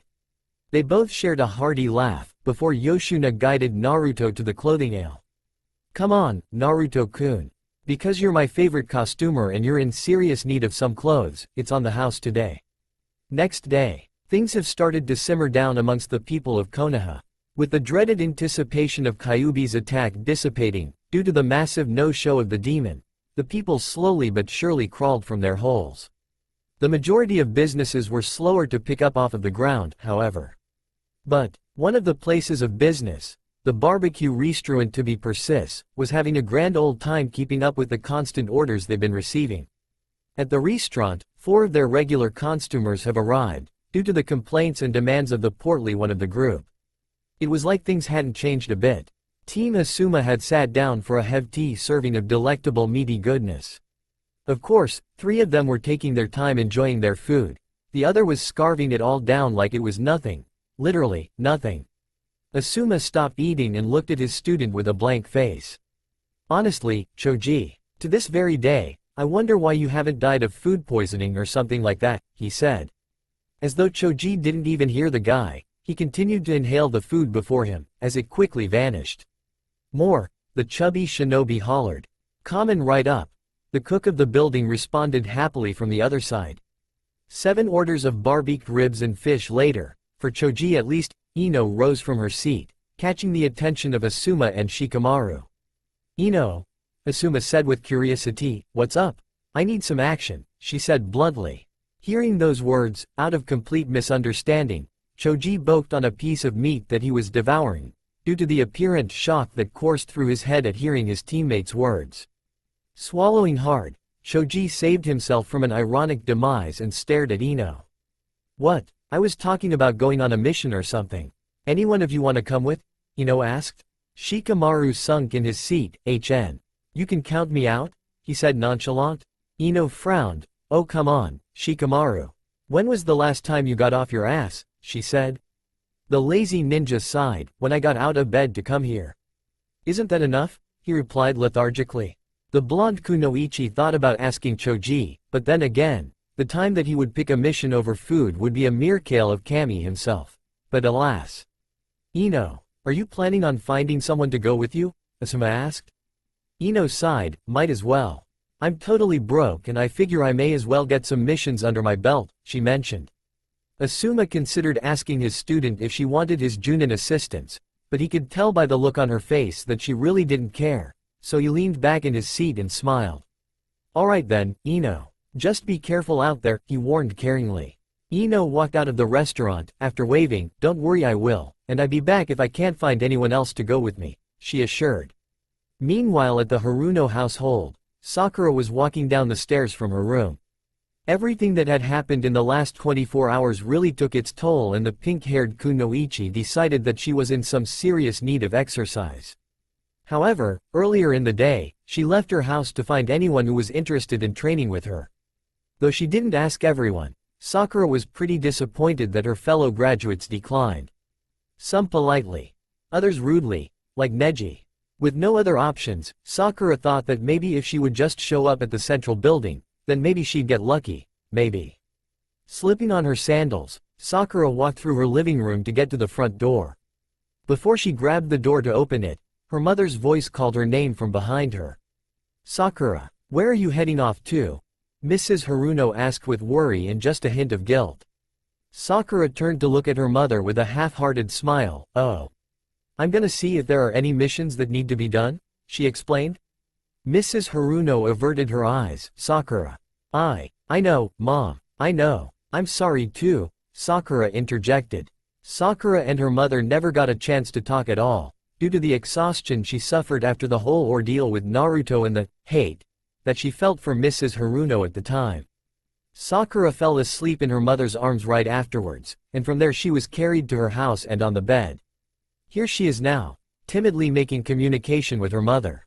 I didn't mean all of those things I said to you, Mom," Sakura said with shameful tears building up within her eyes. Now that she thought more of it, Sakura felt like shit. Her mother was only trying to look out for her the best way she knew how, to be the best mother that Shish knew how to be, and she said that she hated her. In a sense, Sakura felt rotten. Of course, those feelings were ever so slowly fading when her mother smiled at her. A sad smile, but a smile nonetheless. "Sakura, about Naruto." Sakura's face suddenly cringed with fright. "Naruto? What happened to him? Is he hurt?" she frantically questioned. Mrs. Haruno quickly shook her head. No, dear. I was just wondering if you were certain you wanted to leave," she said. Sakura's facial expression relaxed, before she raised an eyebrow in confusion. "Well, you see, I figured I should invite him over and I did." "You what?" Sakura exclaimed. "You invited him here?" Mrs. Haruno flinched back, not expecting such an outburst from her daughter. "Why yes, dear. I saw him late last night and we talked a lot. I never felt so horrible about myself in my life. He's such a sweet boy. A little on the hyper side, but he's sweet. He told me that he knew why I treated him the way I did, and that he didn't blame me, nor did he blame anyone in our village, despite the pain that he felt. She explained. "You invited him here?" Sakura shouted, as though she never heard her mother's words. "How could you? I'm not ready to face him. Why did you invite someone who hates me over here? Sakura, you should know that. I have to get out of here," she yelled again, before busting through the door, running as if trying to escape the plague. Mrs. Haruno's mouth was left hanging about with the unfinished word she had not the chance to utter. Maybe I should have just told her that he respectfully declined my offer anyway, she thought. At the central building, the Hokage's dorm to be exact, Sarutobi was filling out papers. Typical. "I just had to say yes." "Oh, sure, I'll replace the Yondaime and take the job. Even though I'll probably croak of old age due to the stress of putting on a smile when someone walks in my office so I don't look like a jackass." What the hell was I thin? Sarutobi was pulled from his thoughts when a young female voice called out to him. "Hokage-sama?" The aged Sandame immediately plastered a fake smile on his face. "Yes." "Oh, hello Miss Yamanaka," he said. The blonde female stopped at the foot of Sarutobi's desk and bowed respectfully. "I'm here to see if there are any C or D ranked missions available," she said simply. The aged Hokage reached under his desk and pulled 2 up-to-date mission scrolls and set them promptly upon the desk. He was about to roll them forward until something caught his eye. "Ino, you haven't a partner?" he asked uncertainly. It took her a second, but Ino quickly realized that she was alone and she knew about the policy of teamwork. Oh, no, I don't." Before she could even finish that sentence, the door creaked open again. Out from the door came the pink-haired figure of Sakura Horno. Sakura?" Ino said a bit incredulously. "Ino?" Sakura repeated with the same response. "What are you doing here?" Before Ino could answer, Sarutobi stepped in. "Ah, excellent. Looks like you've found yourself a partner for your mission, Miss Yamanaka," he said with a small smile. Ino and Sakura looked at each other and a small part of them wanted to protest, until they remembered that if anyone was present at this time, then the help would be accepted. So they shrugged it off. "Fantastic," Sarutobi began. "Now let us see just what we have here." Once again, another creak of the door. The figure who walked from it was that of an unfamiliar person to even Sarutobi. Ino and Sakura looked back to see person who looked perfectly suited for battle. The person wore a loose, collarless blood-red jacket with a black muscle shirt underneath. The shirt, itself, had several white bandages tightly but comfortably wrapped around his abdomen. Black loosened pants with blood-red colored streaks down both sides of them, covered his legs down over the ankles. On his feet were the same styled shinobi sandals, only 10 shades darker. His hands were protected with black, fingerless, hand-plated gloves. Lastly, he wore a Konoha armband on his left arm. All eyes were on the mysterious person whose eyes were shadowed by his grown-out, shaggy, but tamed blonde hair. The figure walked right in between the two females, as though he were not aware of their existence, and spoke with a voice that he too familiar to ignore. "Hey, old man, got any missions up for grabs?" the guy said. Hearing the voice, both Sakura and Ino's eyes widened as they came to an immediate realization. Naruto? They both thought in unison. Looking at him a little closely, Sakura found herself blushing madly at how handsome Naruto looked, now. He had grown his hair out more, and rid himself of that ridiculous orange-colored jumpsuit. Of course, she immediately turned her head away to conceal her blush and smiled very nervously. What the hell, Sakura? Why are you losing it like this? Why does Naruto-kun look so cha? He's so hot. I'll drop his pants down if it's the last thing I do. Ino was having similar problems. She too found herself heavily infatuated with Naruto's new look. Thing is, the moment she realized that she was ogling at the blonde, she turned away and started to hyperventilate unintentionally. Oh, God. Naruto. I've never seen him so. Damn, he's. Oh, God. Sarutobi laced his hands together and smiled almost wickedly, aha. Ino Yamanaka, Sakura Haruno, and Naruto Uzumaki, a fine team indeed, he said. His surrounding finally hit him. Naruto shot his head to the left to see Sakura, to the right to see Ino, then back down to Sarutobi. Naruto's eyes dimmed to an almost threatening shade with a look simply screamed, "Don't pit with them, god damn it." Before any more negotiations could be made, another creak of the door entered the fray, snatching all of their attention and revealing Anko Mitarashi. "Lord Hokage, may I have a word with you, Abo? What are you three doing here?" she said, eyeing all of the genin, mostly Naruto. Sarutobi's smile became wide and vivid. "Well, seeing as how everything seems to be falling into place," he said, as he reached under his desk again and pulled out a B-rank mission scroll. Anko took one look at the scroll and widened her eyes with slight fright. "Oh she. Anko, would you be so kind as to be these genin's Junin squad leader for an important B-rank mission? It looks as though they could use one," he asked with that smile never leaving his face.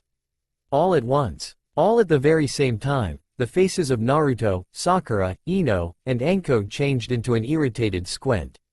"Naruto. This can't be happening to me." That's all for now. If you want to see next part, then please like this video and subscribe my channel. Thank you.